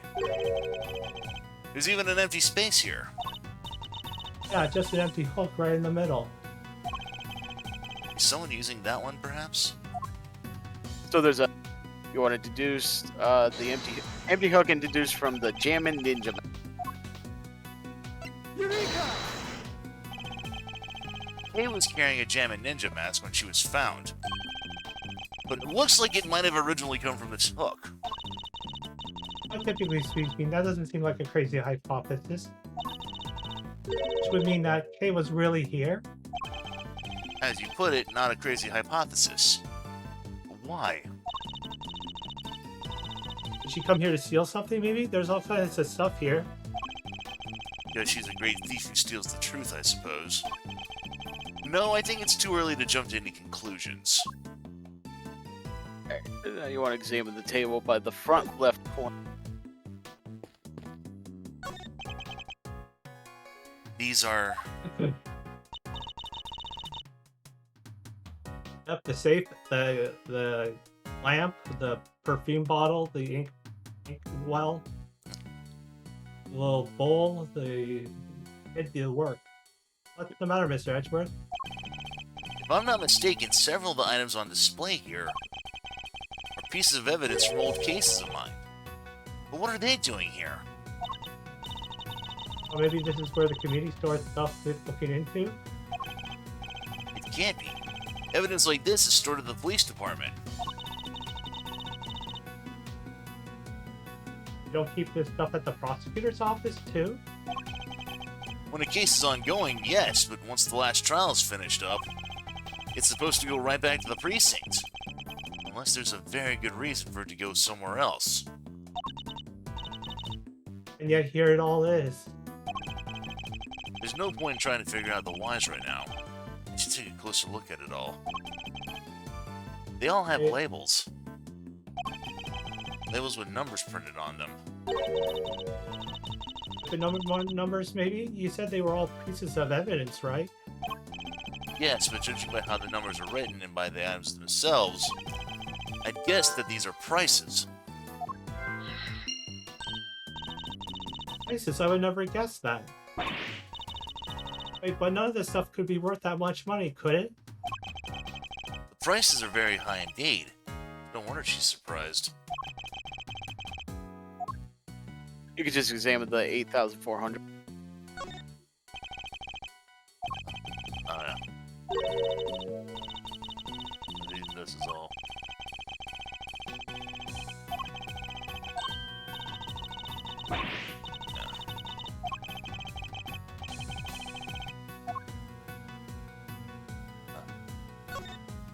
Yeah. Oh, isn't he a cutie? Look at this fluffy little guy. That's the stuffed animal we found in the gourd lake. Yep, remember that? He should be in the possession of the prosecutor in charge of that case. How did he wind up here? Oh, but look, he's missing his left horn. He is, but he never had it in the first place. At least, not as far as we ever saw. Defective merchandise, huh? Then we need to contact the manufacturer. I demand a recall. Now that I come to think of it, why would anyone give the president a broken toy to begin with?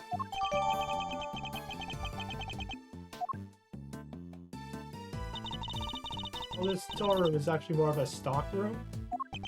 It would seem so, as much as it pains me to consider such a thing. What kind of person sells off evidence from serious criminal cases? And to who? Who would even want to pay for all this stuff? Someone, clearly. Price tags are proof of that.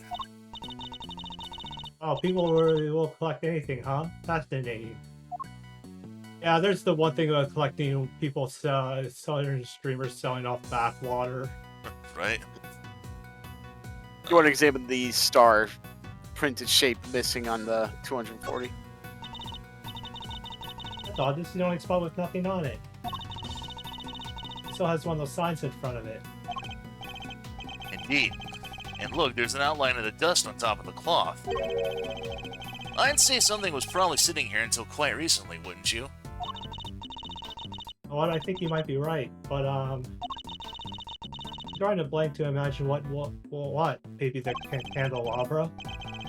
Well, I might have an idea. Star-shaped outline. Don't we have a piece of evidence that might well be connected? Yep. Reduce that to the candle. Eureka! The outline of the dust matches the bottom of this candelabrum exactly. I'd say there's a very strong chance that this is where our murderer took it from. Which would mean the candelabrum was evidence from another case? It certainly seems likely, but that's not our concern right now. The key thing to note is that the murder weapon was taken from this storeroom. Now you to the other side where the money was.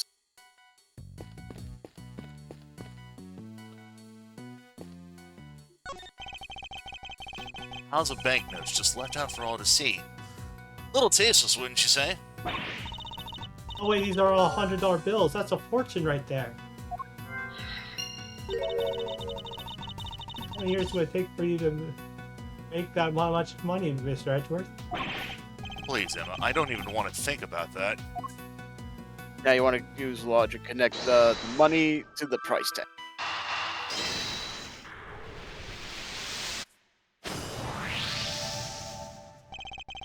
We've seen items of old evidence marked with price tags along with a huge pile of cash. I think it's pretty clear that someone's been running an illicit trade in judicial goods. Any deals on a hidden 51st floor? It's big, it has to be, right? I think it might be, but we'll need to investigate a little further yet. We need to find out more about what's going on here. Only there was an eyewitness we could interview. An eyewitness, huh? Now you want to examine the huge statue in the center of the room. This statue. Has it got some new data for me? Not exactly. It's just something from a case I worked on. Piece of evidence. I believe it's called the Alfred statue. That was from the first Miles game, right? Yep. Yeah. There are two of them. A real one and a fake. Whichever one this is, it shouldn't be here of all places. Okay, so I guess you might have worked on a bunch of different. Hmm? Oh, and this is you, G. Gotcha! On the app, red-handed, gilded a tomcat covered in cream. Ah! Oh, my eyes! Stop it at once! Ain't no stopping my stabbing, not till I got every dang detail and then some. Y'all think I'm about to let a bunch of dirty criminals go before I get the shot? Think again. We're not criminals. Yeah, sure. Pull the other one. It's got bells on. Love this later. This here's camera's a weapon of justice. It ain't about to be hornswoggled by your cheap denials. Oh, that's just you. You're that low-down, dirty jerk of prosecutor, ain't you? Who are you calling a low-down, dirty jerk? This is Lotta Hart. Photojournalist by trade, we've crossed paths on a few occasions, especially on that one particular case. She's hard to forget, and even harder to get a word in edgewise with. Quit making that face, will ya? That's the face of a no-good steamer if I ever saw one. Seems I didn't leave the best of impressions on her either. Well, it's payback time, Mr. Steamer. You ought to be thankful all I want from you is a couple of pictures. We're just here to investigate. Sure you are. If by investigate, you mean pull the wool over Lotta's mile-wide eyes. Sorry, Mr. Edgeworth, I thought you might listen to me. It didn't hurt to try, I guess, but we're probably better off leaving her alone for now. You need to talk to Why exactly are you here, Miss Hart? Me, I told you, I'm in it for the truth. For the good of society. And for little old me, of course. I'm a photographer for the people. Are the people and we the people? If you won't tell me the real reason you're here, perhaps I can hazard a guess. Someone was carrying out an illicit police evidence trafficking scheme here in the storeroom. Oh, she's got their juicy story. Makes sense. Well, how'd y'all figure that out? It means I don't have to tippy-toe around it anymore now. One of my sources told me on the down low about an underground auction. What? So all the items here... were sold for the highest bidder. Folks were slinging money around like it was going out of fashion. Gotta come see for myself, of course. Get eyes on my subject, you know. Should have heard the tales my contactors tell us. Probably 2 trees or so, I thought at first. Anyhow, I wasn't about to write her up based on hearsay alone. So yesterday I snuck in, swung behind this here statue, and settled it into wait. Then started late at night and carried right on through to the break of dawn. So the auction and the murder happened on the same night. Coincidence? I think not. Dirty deals in a secret storeroom. Talking about a story. Was there anything else on sale apart from the items of evidence in this room? Sure, there was regular old stuff too. Shady artworks from who knows where, that kind of thing. In what way are shady artworks regular, exactly? But the evidence was the big draw for sure.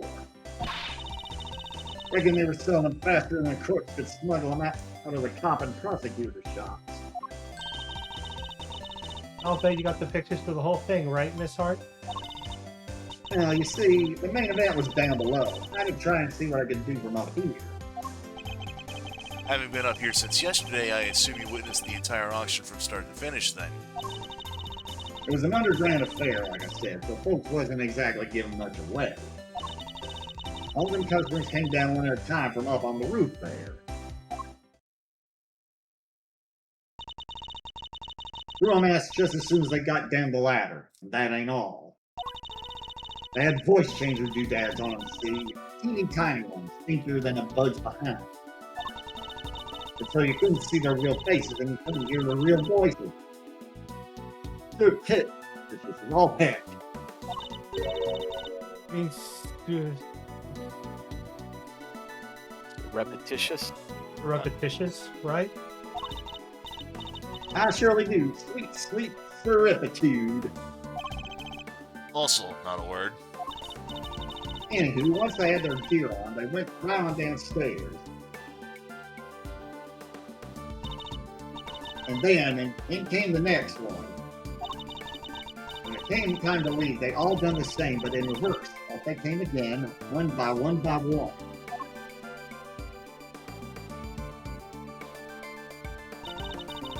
Mask back on the hook, up the ladder and away.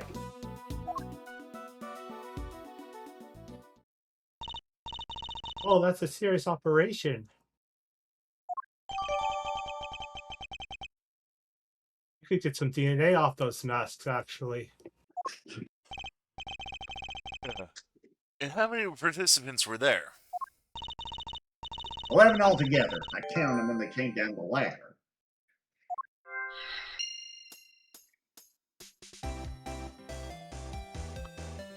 Your stakeout. Huh. I didn't just hide behind a stupid statue all the time. You didn't. Then where were you? And when I first got here, you know what? That ain't important right now. So you were hiding from behind the statue from the very beginning. Anywho, I watched all them folks come in from my spine spot there in the shadows. See, so you're watching from behind the statue.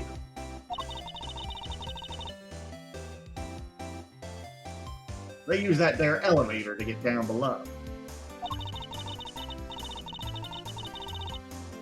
And once I was all down there, I snuck up and took me a peek at what was going on. You mean the elevator remained in the room beneath? No, they send them back up. There's a little peeking hole if you know where to look. The elevator don't quite sit flush with the floor, see? And if you bend down and squint just right, you can see the whole shebang. Did you catch sight of who was in charge? Ha!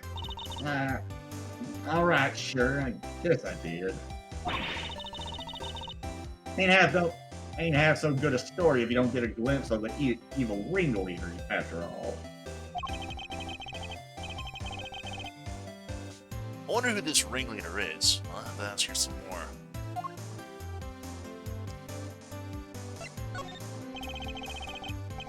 You mentioned a ringleader. Can you tell me any more about them? Y'all should know I came here to get me an exclusive. An exclusive ain't much dang good if you done spilled the beans already. I see. So you don't actually know anything about them. That's why she won't give us an answer. Makes sense, I guess.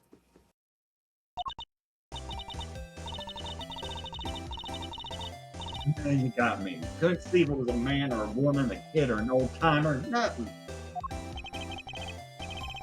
What were they wearing? Did you see that at least?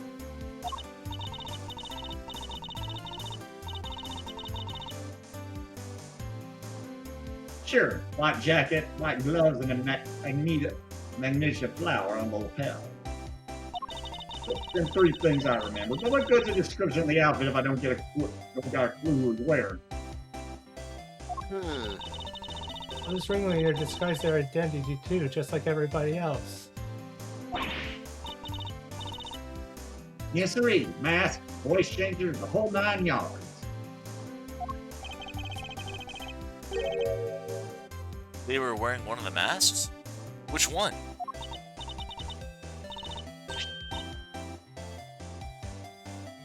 Let me see. Oh yeah, this guy, Zervan. Zervan? What kind of name is that? Excuse me, Mr. Edgeworth, you never heard of Zervan? He's global hero Octo Pone's arch nemesis. Global hero Onyan Kopan. Onion? Who hasn't heard of Zarvan the Time Lord? There's a Doctor Who. There's a Doctor Who joke in there somewhere, but I'm not gonna make it. I think you might be better asking off who has. So you didn't get a glimpse of their face at all.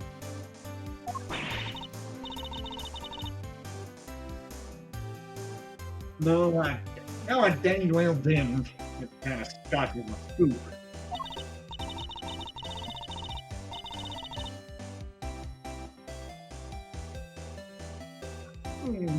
This old mess has been nothing but a snipe hunt. Should never come. I should have never come. Ringleader's appearance. Ringleader wore a white jacket, gloves, magenta flower, and a mask, but age and gender could not be discerned.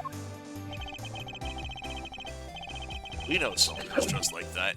Maybe I should try showing them evidence through this art. Yep. Corner's fine.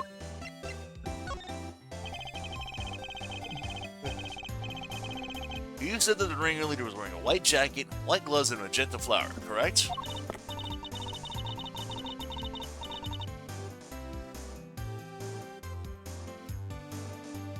Bertie, don't ask me why they was dressed up like a peacock on parade day, but if there was. Is this the outfit you saw? Well, holy smokes, it sure as heck is.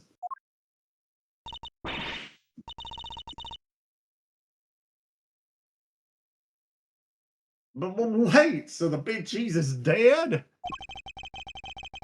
All we know is that she is the victim in the case we're investigating. Her name was Rose Ringer. You know her?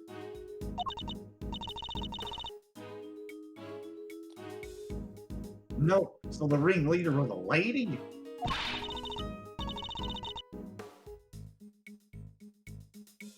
Well, ain't that just slippery? Well, ain't that just slippier than the dang deal? Throwing me off with a man's jacket like that. I hardly think she did it to fool you specifically. But setting that aside for now, what's important is that we've discovered something vital to the case. Namely, that the underground auction was chaired by none other than our victim. So somebody done bumped off the boss, huh? Then that's what was happening. Then that's what was happening. When what was happening? Oh, nothing at all. Y'all just go on about your business now. Yeah, hiding some.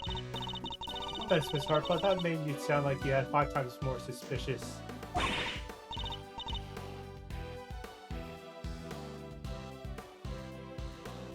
Suspicious my foot, I told y'all, it's nothing.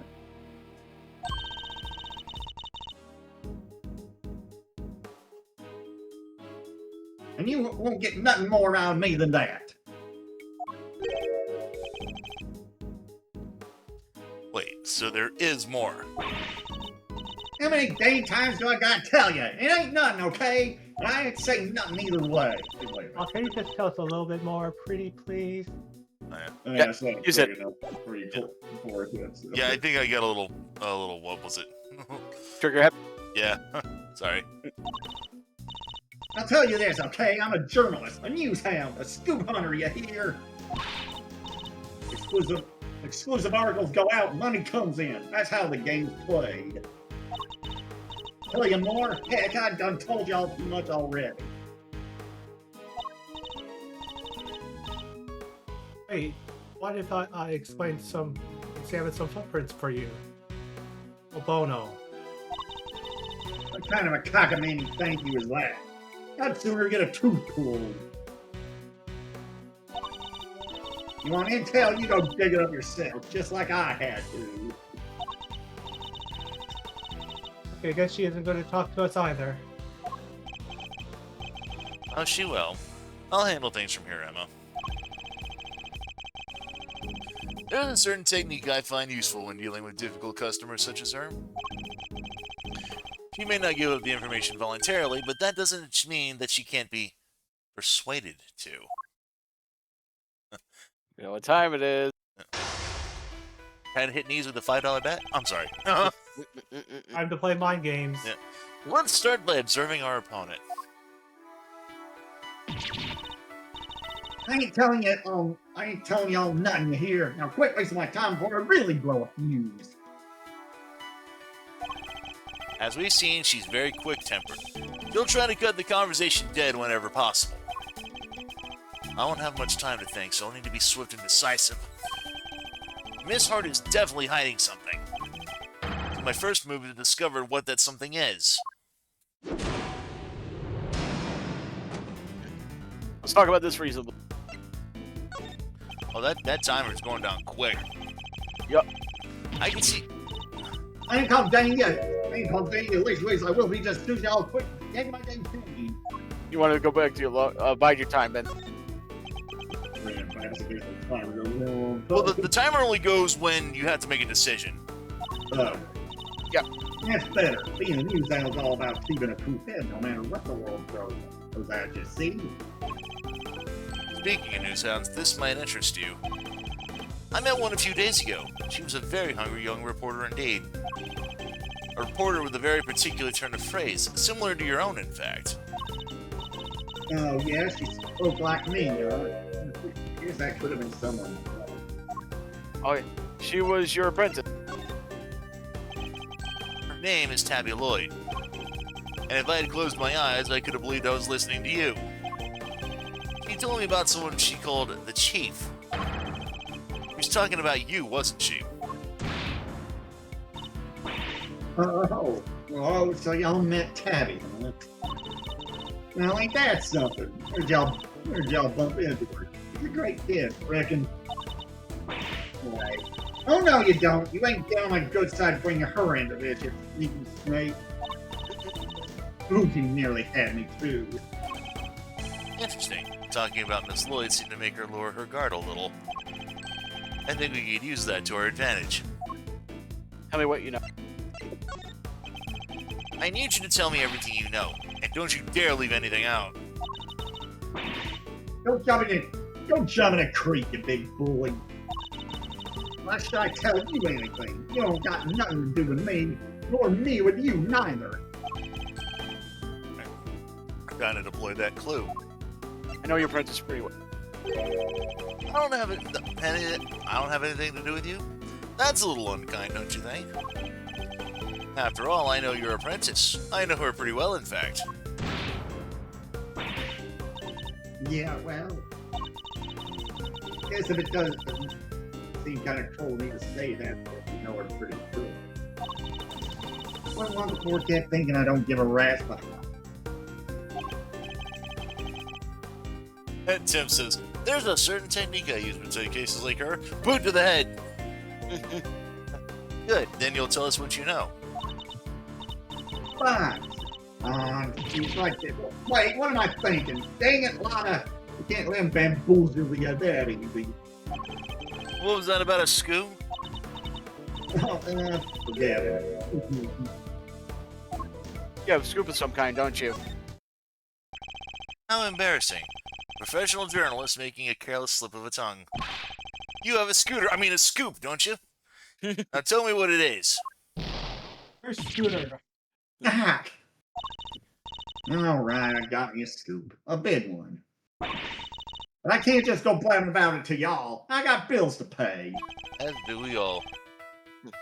She may be hiding something very important. I have to get it out of her somehow. We need to know the details of the scoop. She's quick to anger, but she's also quick to let key information slip. Now that we know that, the rest shouldn't be too difficult. Let's see what else we can get out of her. Is it related to the auction? This scoop of yours, does it have anything to do with the auction? You know what? I clean forget. But you tried to infiltrate an underground auction. It only stands to reason that you observed something. Otherwise, what would you have to write about? You're not. So you heard a sound of something that. If you didn't hear the sound of nothing, does that mean you did hear the sound of something? Something during your time in this room.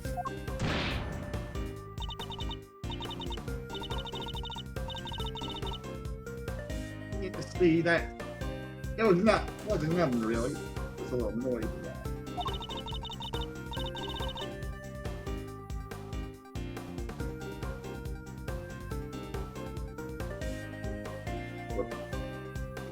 Couldn't even make page 16. So something happened during the auction. Something that made a noise of some kind. This could be a valuable clue. Is it related to incidents? Your big stupid will is something criminal in nature, doesn't it?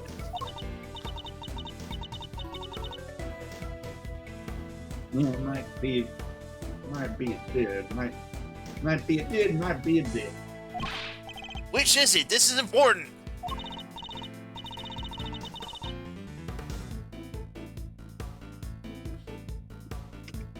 All right. You don't gotta holler at me like that.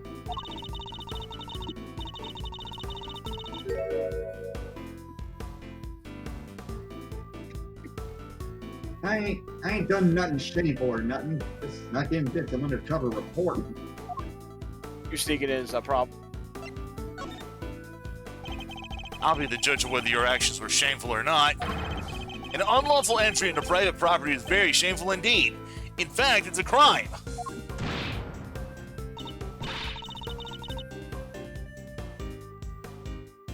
Yeah, you did the exact same thing, genius. I mean, she's got a point.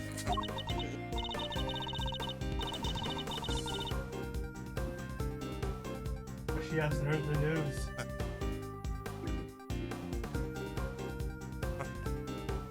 No, but I guess you're a prosecutor, honey. You're allowed to do stuff like that. I mean, yeah, she hasn't, but that doesn't mean that she needed to know. Let's not mention the fact that I handed in my badge, shall we?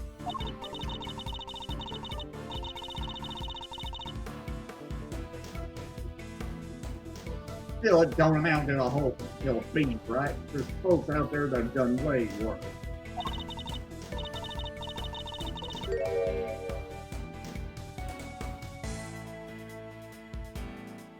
Murder for one. Next to murder, trespass ain't hardly nothing. So your She scoop is witnessed about the murder? The second. From your mutterings about murder just now, I gather that your scoop has something to do with the homicide.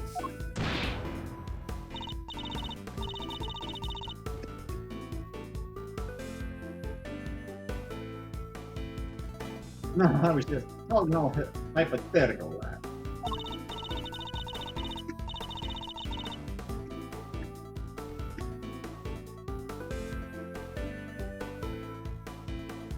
You know about murder being the big one and all. Ain't nothing worse than. You know about murder being the big one and all. Ain't nothing worse than murder. Not the most skillful evasion I've heard in my career.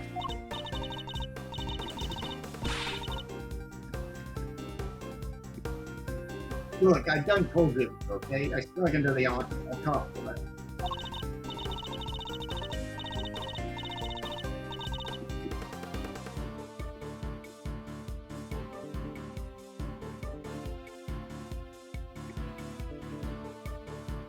But murder, I don't know nothing about no murder. Ain't seen nothing, ain't heard nothing. Scout on her. Time to avoid the clue. Well, you did hear something. You told me you heard something during the auction. You claimed it wasn't important, but it must have been. Otherwise, why remember it?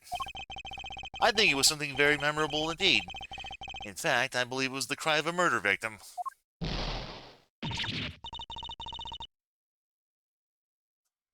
How do you keep doing that? All right, it's true. I wound up smack dab in the middle of a murder scene, but only by accident. How do you accidentally come across a murder scene? Actually, don't answer that.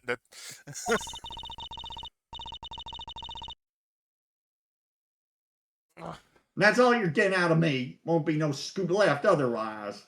Remember, Ben, I showed you that funny video of the guy playing the Pokemon game and he stumbled on the murder scene by accident. That's what I was like. Oh,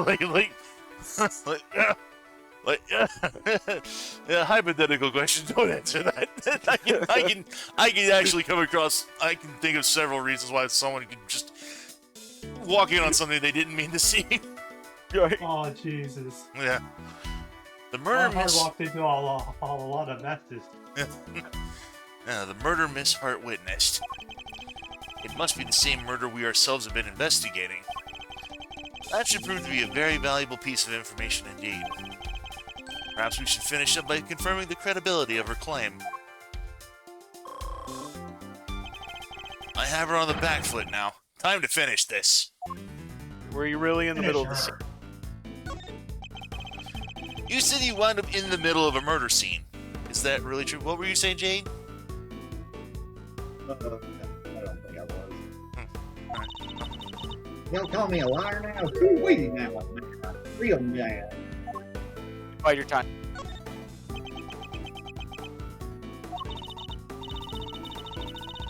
I'm a journalist. How am I going to tell stories that folks can't trust I'm telling the truth?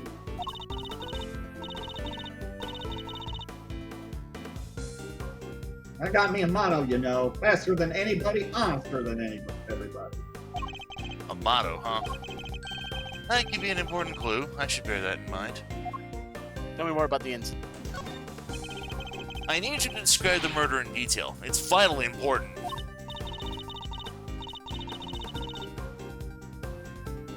I wish I could help y'all, but I don't rightly recall about this.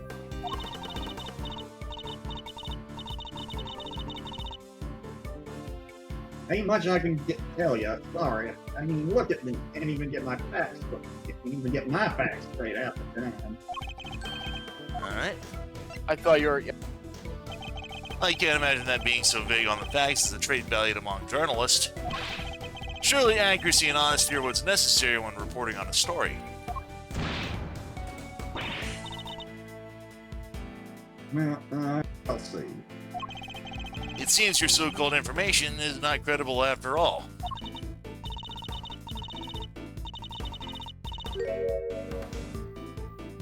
Look, there was a murder, and I was there. I can even prove it. You can prove it, can't you? Sorry about that. You can prove it, can you? How? Yeah, it's he was saying it right. Yep.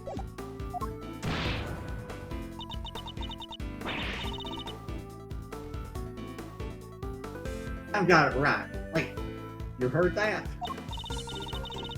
I was just talking to myself. Don't think nothing of it. He's still hiding something. This is a very vital clue. I need to use it to maximum effect. Something you're not telling me. Be honest, Miss Hart. I know there's something you're still not telling me. Ain't nothing left to tell. Ain't nothing left to tell, dang it. I done spilled my guts already. Yep. I know you've been keeping something from me. And that something is proof. Proof related to the murder you witnessed. Proof sound enough to form the basis of a story you're hoping to sell.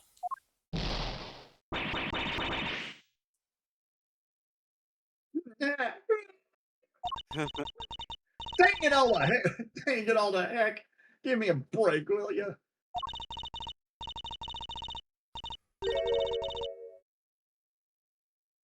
I'll come clean, okay? That's what you want, right? Here, I done snapped me a photo.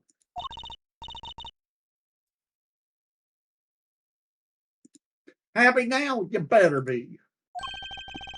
And that is checkmate. I can just imagine her saying, "Boy, I had this spiky hairdo giving me trouble in the past. Now you're gonna give me trouble in the past as well. Now you're gonna give me trouble." Can't believe I let that happen. Betrayed by my own big mouth. Well, it happened. So it's time to tell us everything.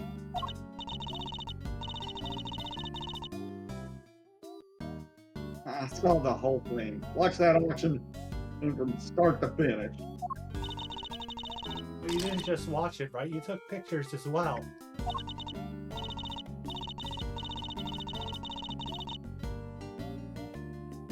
Yeah, about that. So like I said, I was spying on the whole thing right from the get-go.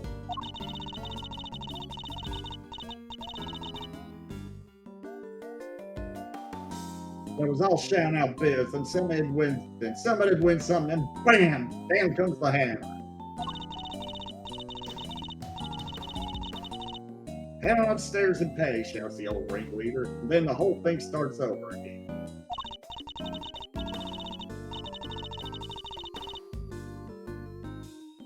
Anyway, as soon as that happened, I had to think quick. That's when I ran behind that there statue and hid.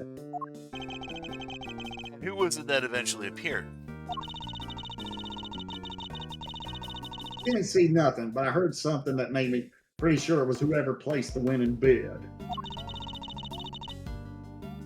The sweet sound of cold hard cash. I'm not sure I have any idea what that sounds like. Sound of someone counting bills, perhaps?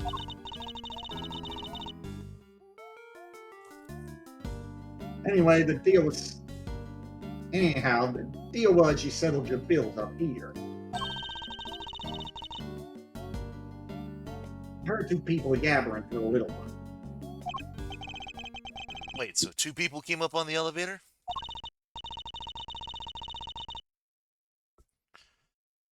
You betcha. My guess is the other one was our friend the ringleader.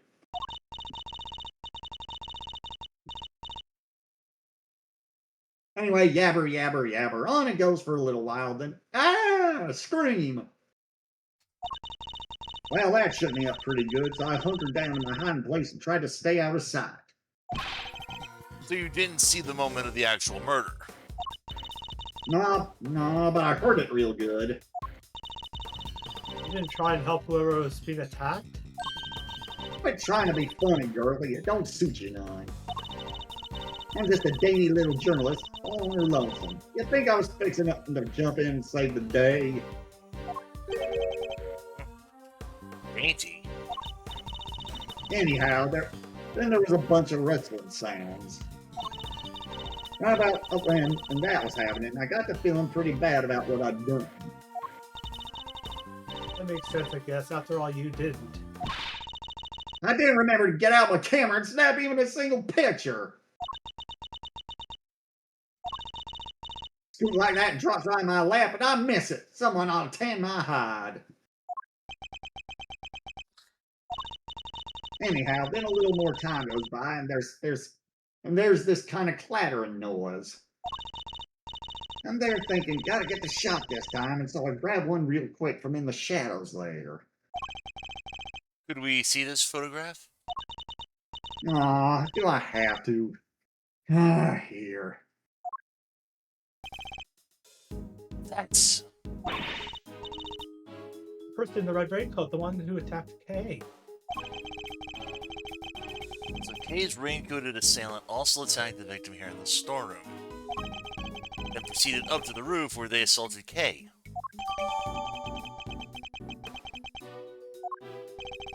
There's only one person in this picture.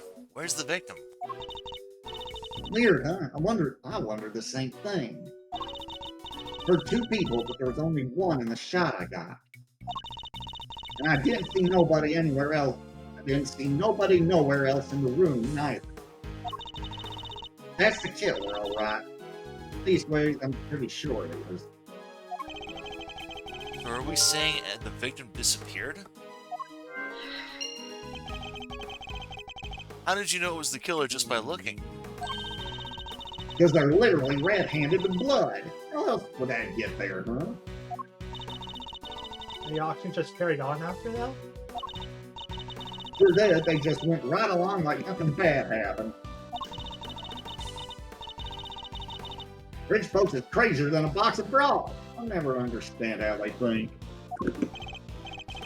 Funny, I find journalists a struggle to understand as well.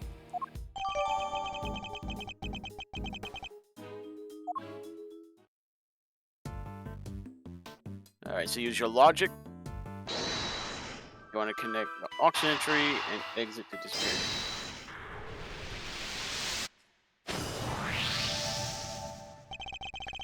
If the storeroom was the actual scene of the crime, then you'd expect the body to have been up here at some point as well. Huh. Well, yeah. But think back to what Miss Hart told us about how the customers left the auction. You remember? Of course, they came up from downstairs back through the storeroom, and oh, Exactly. The killer would have had to hide the body in order to avoid its discovery. Question is, where did they hide it? Now, if you wouldn't mind putting your skills to work with me now. love to. Just say what you need, and I'll get right on it. Very well. Then I'd like for you to check out for blood residue. A luminol test, in other words. Sure thing. Prepare to witness the power of science. Never seen someone's eyes actually spark with anticipation before. Right, how about we test the ladder over there first? You saw Miss Hart's picture. I see the person in the red raincoat was about to climb it and make their escape. There's a high chance of a positive result. That's the area, just press A. I'll spray a little, then I'll spray a little luminol on it. If it happens to land on some blood, you'll see it react like this. It still feels super raw to see it just appear like that. Wait, that's a positive, but it's still faint. And a couple more times should be enough to make it really stand out.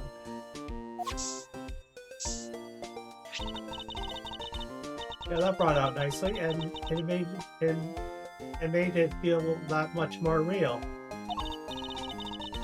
Yeah, I think you got the gist of how to look for blood traces now, right? There's still some more to be found, so why don't you give it a try? Just spray everywhere. Before we do that, I need to take a quick break on a little something, so... Alright. Be right back. As well grab another bottle of water. Can you guys still hear me all right? What was that, Jay? Yeah, we do. Okay.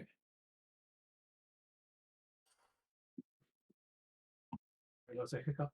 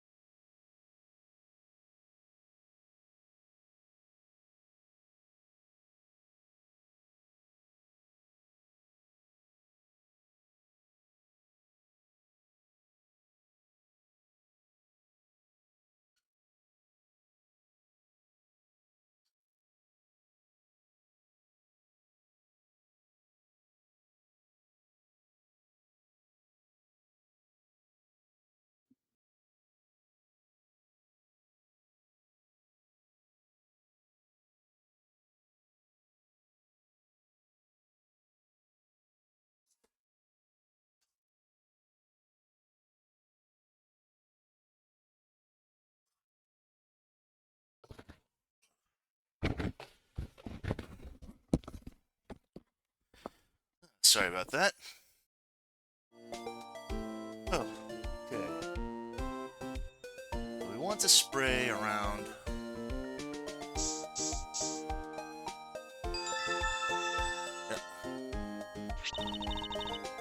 And that's how it's done.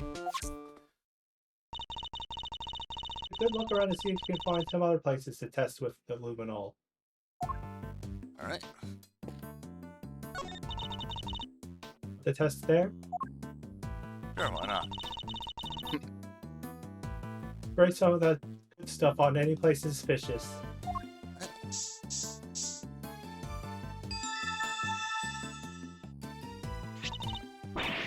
Search for blood.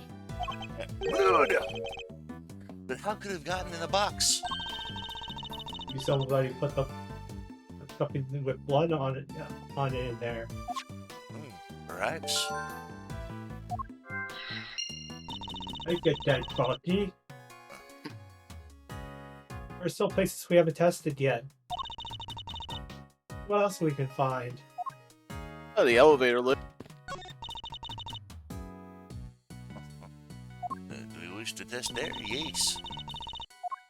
To spray around. Ooh. Not positive, there's blood. How come? Probably because this is where the murder was actually committed, I'd say. Oh, looks like some sort of something dripped through the floor below, too.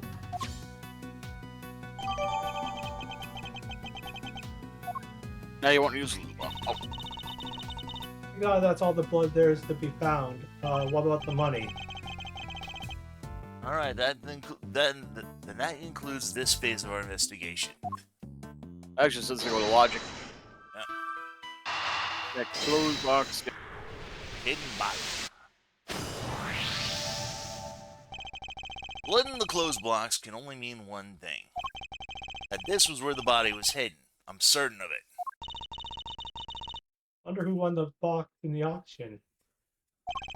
I haven't the foggiest. Still, it's a very helpful discovery. Now you just hold your horses there. There's no way the body could have been in there. What do you mean? I took a look at that there box when I first got in here.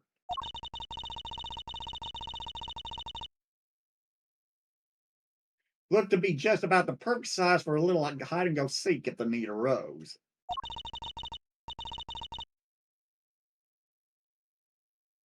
And maybe it would have been if I could have opened it. It was wrapped in chains and locked up tight. And I ain't no escapologist. Escapologist. The murder happened in just a little after I scoped it out, so can't have nobody had put no body in there. Wrapped and changed the lock of tight, you say? That's odd. Because it doesn't look to be wrapped and changed any longer. Hell, slam my head and call me silly. Could have sworn it was, though.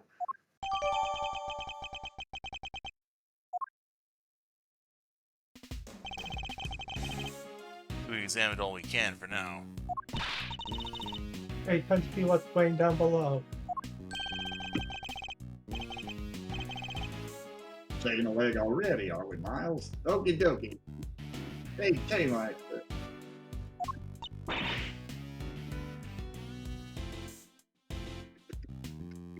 Yes, Mr. Finger.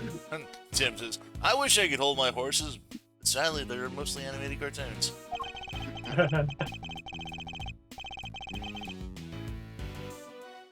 We're about ready to move out, so I want you to stick with me, okay? Can't have you get lost. Of course, I'll be sure to stay close. When did these two start getting along so well?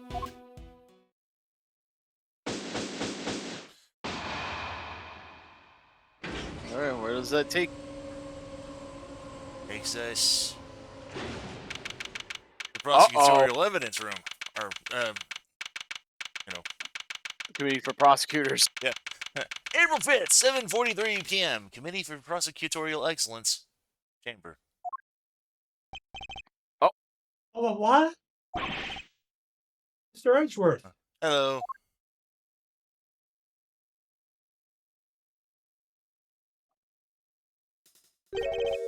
This room. This is the auction room? Oh, this is the committee chamber. Way to drop right into my lock, okay, Faraday. A real thoughts don't give you that. Arrest her, men. Arrest her now. Wait, but she's... For the rest of the riffraff, throw them out into the streets where they belong.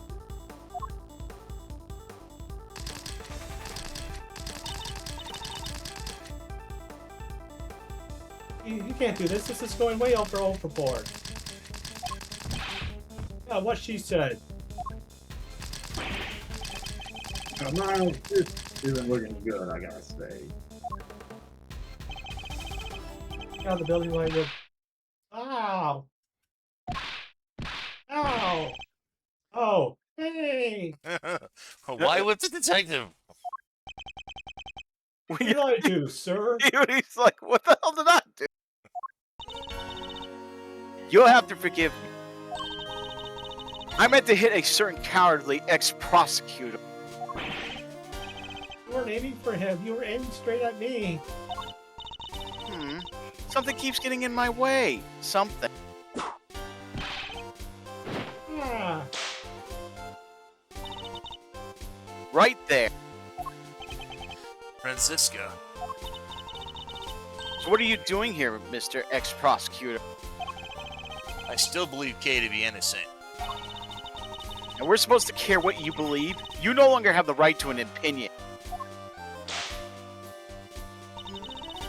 I am Francisco von Karma, and I have no intention of stopping here or now.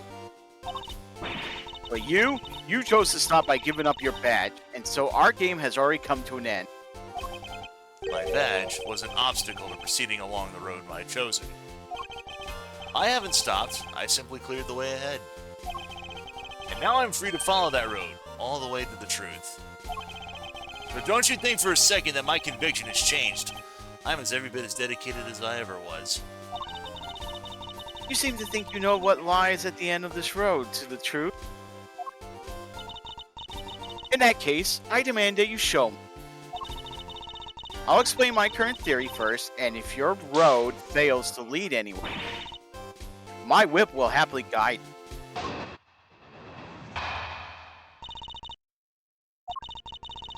The victim used her key card and entered this chamber with her killer. She was then stabbed with the candle broom by the culprit and subsequently died as a result. We know the identity of the murder thanks to the letters she exchanged with the victim. And we know the location of the murder is here in the committee's trial chamber. Blood on the floor of this room proves my theory. Game, set, and match. Miles Edgeworth, QED.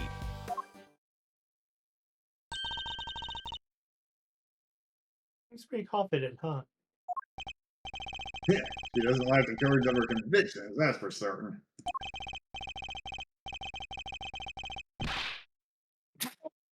I gotta say, I can dig that vibe. I could even give her a no hard feel.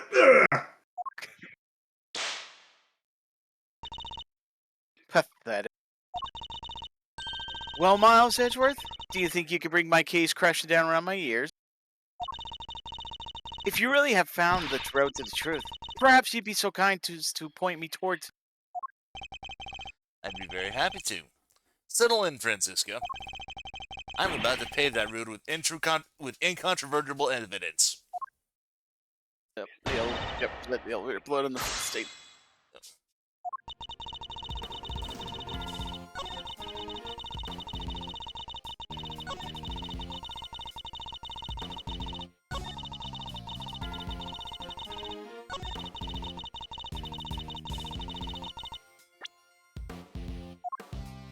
Objection!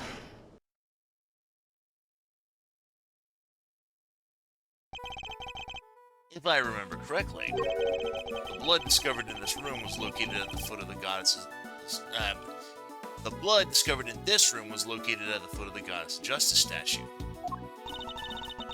Murder under the gaze of the divine. A brazen act even for a cold-blooded killer.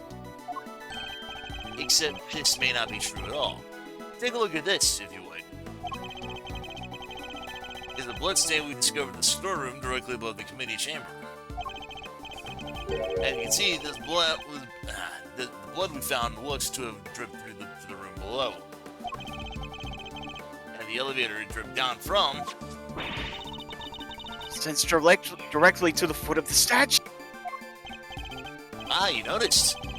Then you will agree that the murder cannot in fact have happened in this room. I put it to you that the victim was killed in the room above, and only afterward was she moved down here. The Goddess of Justice did not witness a murder. She witnessed a killer trying to cover their tracks. Why is she smiling? Sorry, I was just thinking back to a very similar situation. Well done, Miles Edgeworth. You've proven yourself to be even more foolish than I thought. Edgeworth is anything but a fool, sir, and you know it. Oh.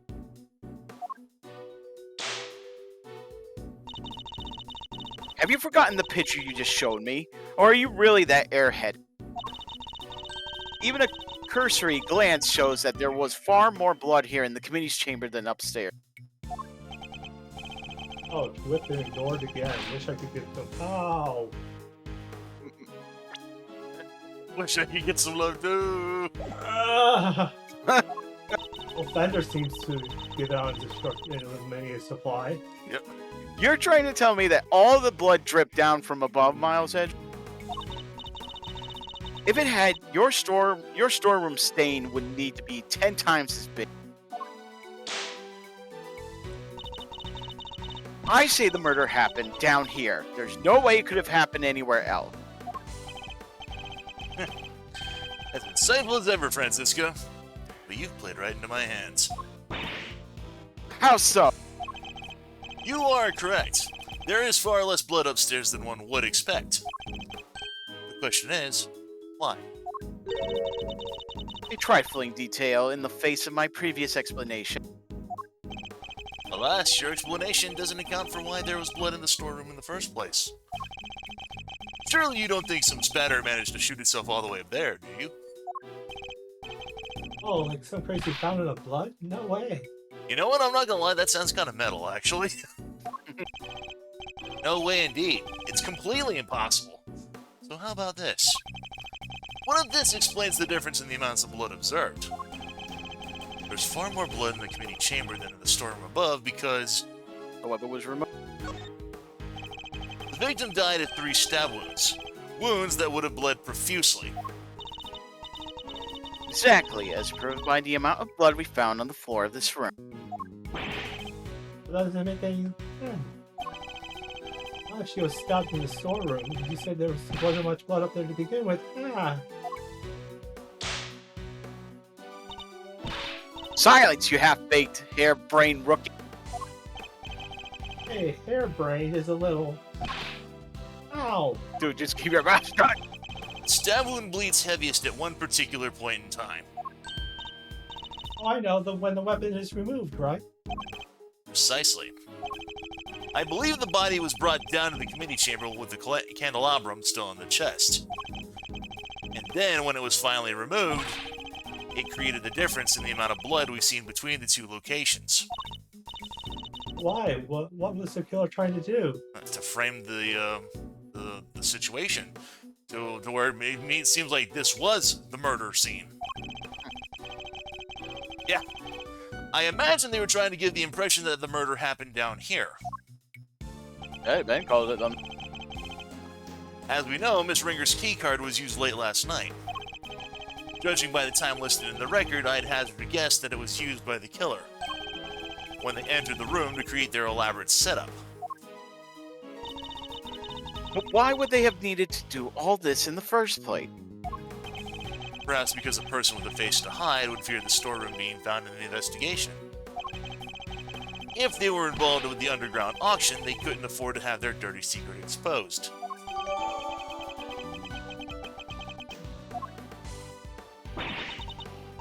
Underground auction? You should take a look at the storeroom for yourself. The items up there tell quite a story. One that should more than explain what was going on here last night. It's almost endearing, Miles Edgeworth. How desperately you want to protect your friend. There's something just beneath the surface of this case. Something bigger than all of us. And Kay's only crime was to have the bad fortune to fall right into the middle of it. It's quite the hyperbolic claim, Miles Edgeworth. Hyperbolic, but yes. Hyperbolic. Oh. Hyperbolic? Me? Surely you're the one making a mountain out of my perfectly reasonable molehill. You're working with Interpol on international cases. So why are you investigating a domestic murder? I'll tell you why. Because this case has something to do with the smuggling ring you've been chasing. You followed the trail of items being smuggled by the ring and wound up here. Tell me I'm wrong. Tell me that the something I sense isn't related to any of this. Very happy to learn that you giving up your badge didn't completely relieve you of your senses. Scruffy here told me about the circumstances that led up to that, by the way.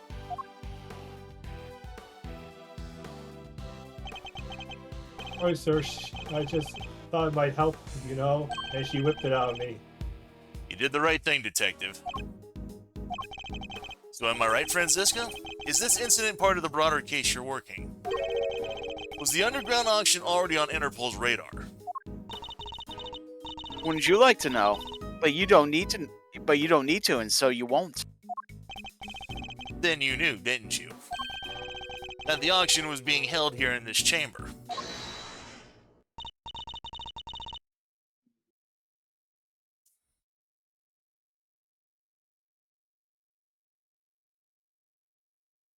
This you, Jay.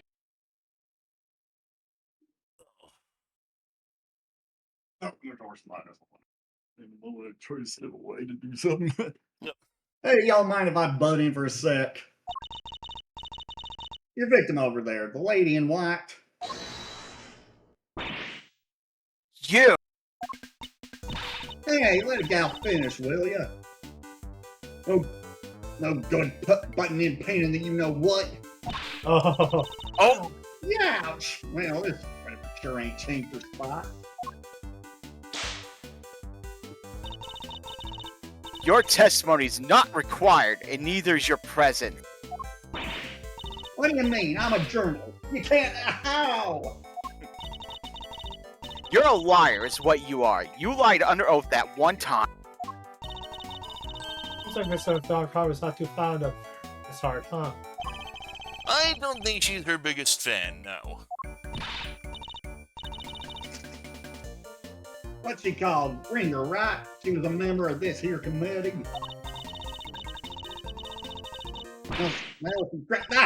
Stop it! Stop whipping me, dang it! What is the meaning of this interruption, Miles Edgeworth? Explain. Miss Hart here helped us out by describing how the auctioneer was dressed. And it seems that they were wearing the exact same outfit as the victim, Miss Rosie Ringer. But that would mean that the victim was also the ringleader. Oh no, how about we just call him down, sir? Seems I have some new information to consider. Sure, I came here to investigate the underground auction. And to arrest its head of operations, the auctioneer. If Miss Hart is to be believed, then the ringleader is dead. Which I guess it means that your journey here today was wasted. I suppose it does. Nonetheless, I, Francisco von Karma, I refuse to leave empty-handed. Time for a rematch, Miles Edgeworth. Fine by me. But you may find that your whip will go sorely underused in this round. Don't underestimate her to find reasons why. Fine, I accept your little explanation. That would make the storeroom the actual scene of the crime, yes? In which case, the murder is someone connected to the auction. And if the photographer is to be believed, the victim was the auctioneer and the culprit was an attendee. The killer lay in wait for the victim in the storeroom, where the exchange of illicit goods was to take place. They then stabbed the victim in the chest with a piece of merchandise, the candelabrum. There. Does that about sum it up? Because I won't be accepting rebuttals. I'm afraid you might have to. There's a serious hole in your testimony. Riz, I didn't spot any. Good thing you're the one in charge here, Mr. Edgeworth. And then time to fight back. You have to win this for us. And I will. Time to take Francisca's testimony to task. Press the fourth state.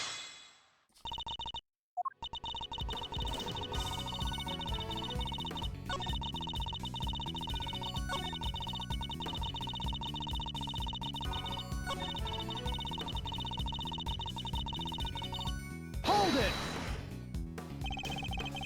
How exactly did they manage that, may I ask? Miss Hart was in the storeroom too, remember? Objection! Yes, hiding someplace. And if you've seen the storeroom yourself, you know that there are plenty of other places to hide too. So you're saying that the killer was hiding out of sight while they awaited the victim's arrival? I believe we can reasonably assume that the murder took place after the auction had concluded. After all, the victim was the auctioneer herself. She would surely have needed to be present throughout the proceedings. He thinks it happened afterward. Would you mind adding that statement to your testimony, Francisca? I believe we can reasonably assume that the murder took place after the auction had concluded. Yours was, yeah. Send Miss Hart's statement on that. I think we can reasonably assume. Objection!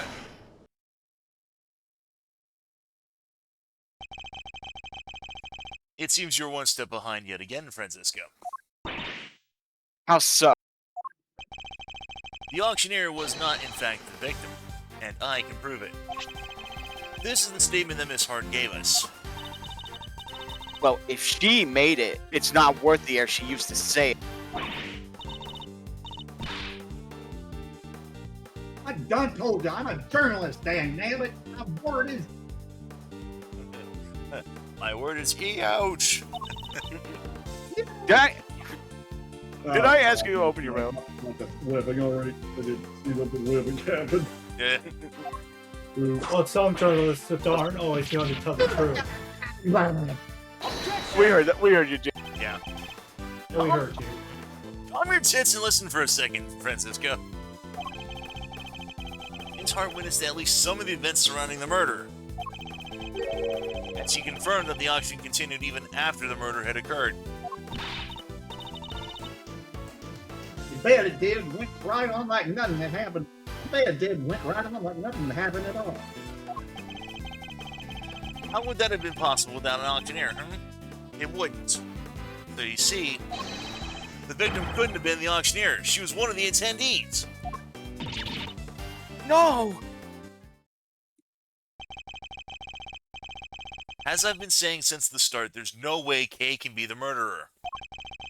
Because she'd been pushed down the hatch by her assailant and knocked unconscious by that time. So then, who was the victim, really?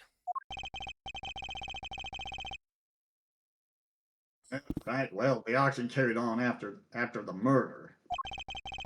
Victim must not have been the auctioneer, but an attendee. That's enough. I know that sound all too well.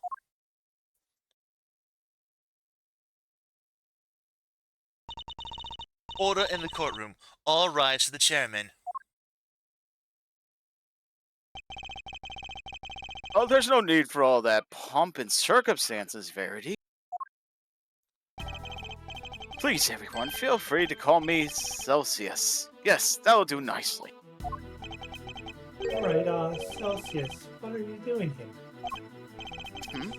Oh, I just stopped by to see how my boneheaded boy was getting along. They say there are all sorts of families, but I'm not sure these two are what they meant.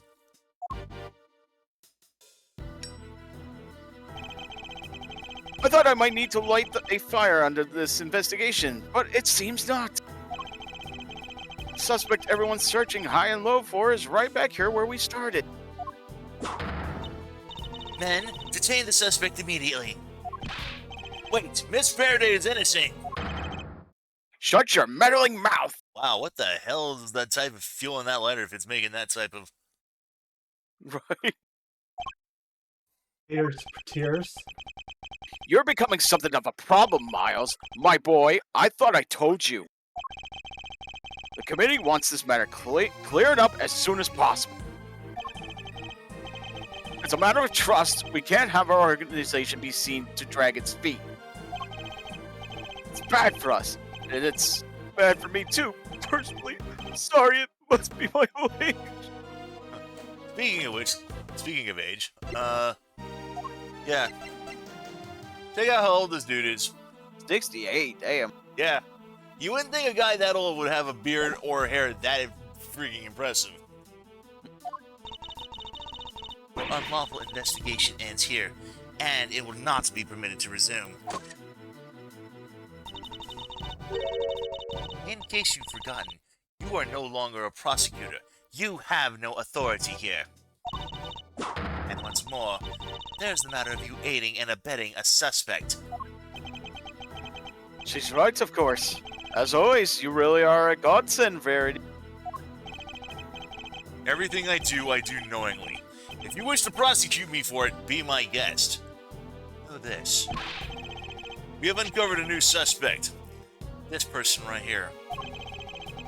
Miss Faraday was attacked by this... Overruled.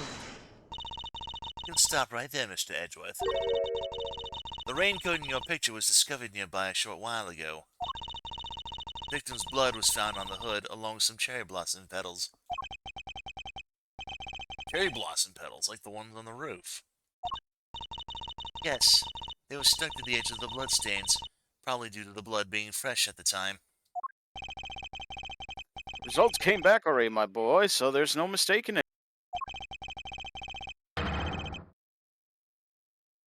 The person in your picture is the victim, Miss Rose Ringer. What?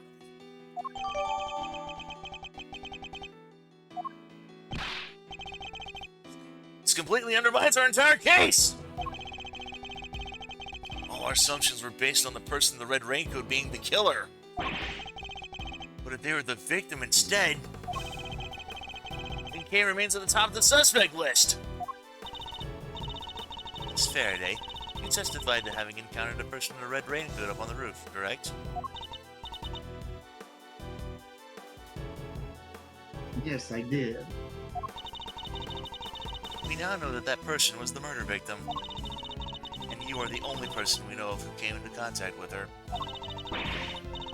Since one of you wound up dead, I think we all know how that encounter went. Objection! No!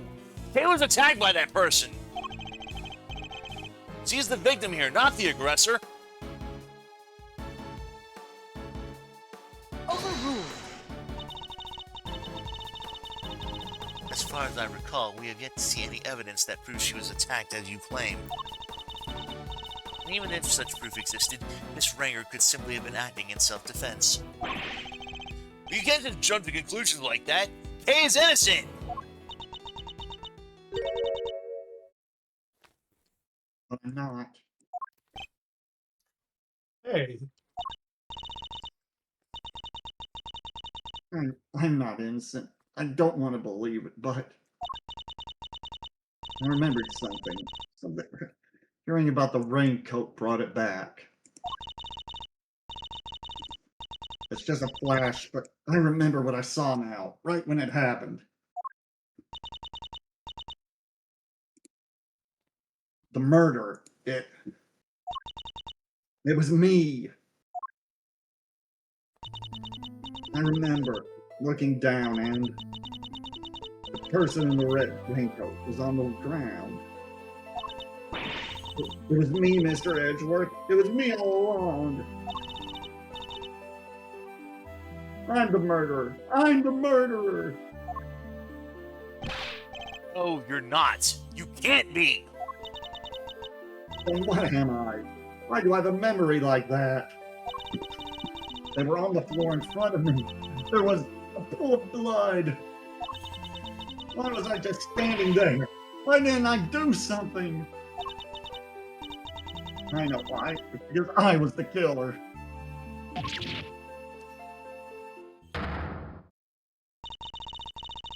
This court recognizes the legitimacy of the accused's memories. But you said you didn't believe her like 5 minutes ago. Overruled. I commend you on your bravery, Miss Faraday. It will not go unrewarded.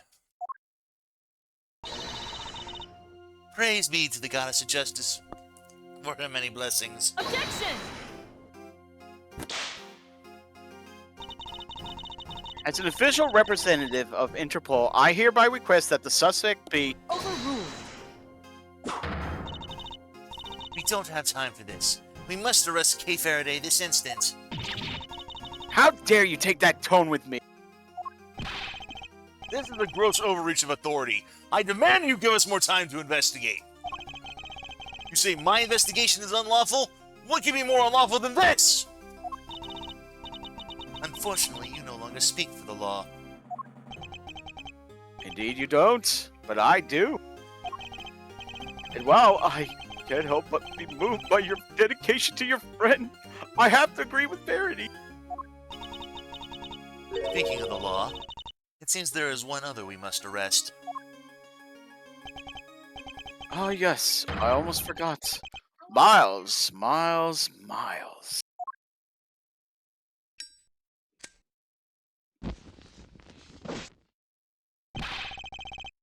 What are you talking about? Mr. Edgeworth was doing his job. He didn't do anything wrong. He wasn't doing squat! By which I mean to say, unfortunately, Miles is no longer serving in any kind of official capacity. You went too far this time, Mr. Edgeworth. Conducted an unlawful investigation. Worse, you aided and abetted the flight of a suspect. You are no longer even an ex-prosecutor. You are a criminal and nothing more. Oh, that reminds me. There was supposed to be a hearing today, wasn't there? Concerning your conduct? I'll make sure it is officially rescheduled for tomorrow, although I fear I already know the outcome. Look at this as an opportunity to reflect on your actions, Miles. A chance to really think long and hard.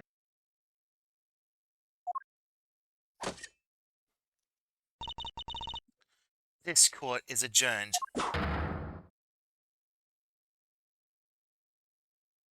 Well, Yep. And I think what we'll go ahead and do is promptly call that here for the night. I would go ahead and move on into the next area, but looking at the everything, seems that the first part of the end game for this case seems to run possibly a little long. Longer than the 20 some odd minutes we have left remaining for the night. all right. So I think we'll go ahead and just call this here. And All right. presumably keep this for. Did you want to? Go ahead. I was gonna say, did you want to do anything for a little bit? Time we got left. Not really. I mean, I would love to, but part of the reason why I was going for that break earlier, about half an hour ago, was my back was kind of beginning to bother me, All right. and I just needed to like lay down on the bed for a bit, and I almost fell asleep in the middle of a stream. Like, oh, right, I better get up before I wind up like snoozing like through the rest of the like, because I'm gonna like wind up going, oh, that would not reflect well on me. So, yes, if hopefully, fingers crossed, assuming I have the week off from the 22nd onward, we might be able to. Well, even if I do have to work next week, I don't know if we'll actually have time to really do anything on the 24th.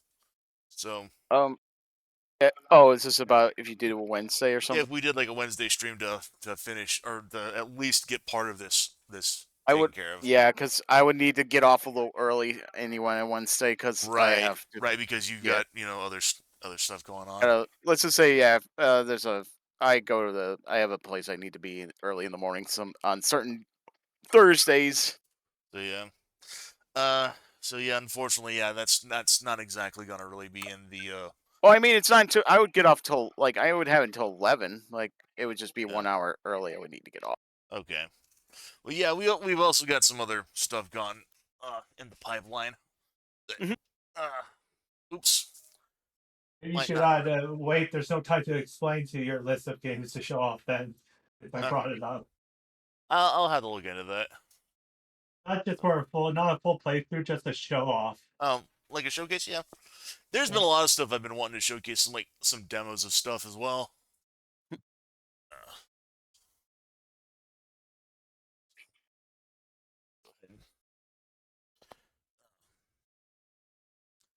but yeah,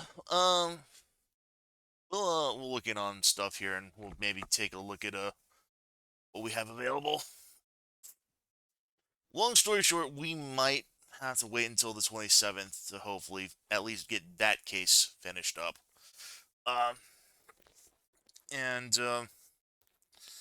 but we should be able to at least finish case 4 up by the 27th at the very minimum.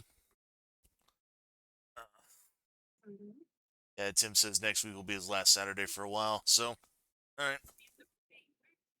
But yeah, we can at least finish up case 4, and then maybe we might take a break before diving in for case 5. But we'll see about that. Um, not much else going on here. More Donkey Kong planned for tomorrow, and then Mhm. I don't really have The anything. Donkey Literature Club? Sorry. Donkey Literature Club? Eh, I haven't really considered doing that for a stream, mainly because I was, that's I was making a joke. I know, but still. uh, but yeah, But uh, yeah, you don't want to waste the viewers' time with jokes. yeah, yeah. No plans for anything on throughout the week, and then yeah, more at the very minimum, more Ace Attorney on Saturday, and then that's pretty much all I've Yeah. got. We might maybe do some If land. because like I said, but if you want, you can do some miles if you want on Wednesday. I just like I said, it's just got to get off just an hour early. That's all. Yeah. Well, we'll cross that bridge when we get there. So, All right. so, because like I said, we're still kind of up in the air in regards to when the D&D game is going to be. So, right now, my guys have voted that we would prefer this upcoming 25th to be our last Thursday game.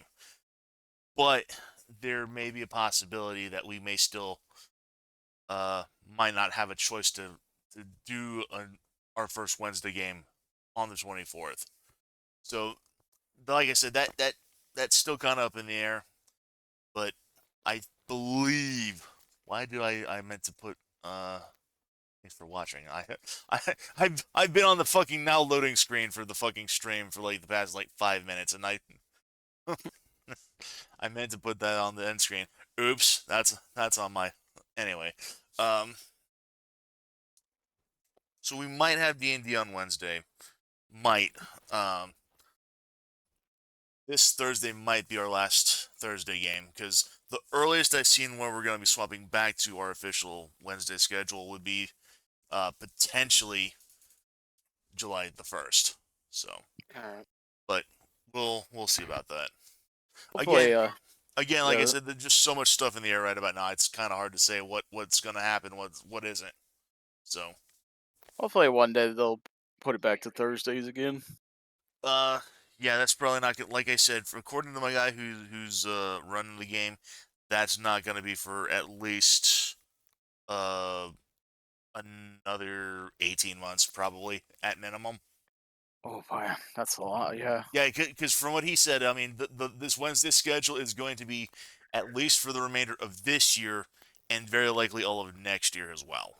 So, Ooh. Wow. All right. so yeah, that's where it's like, oh, Yeah. that's gonna be problematic. So, but I mean, if we have to, I mean, sometimes there's been situations where we've had to postpone the game for, you know, periods of time. That's true. Yeah.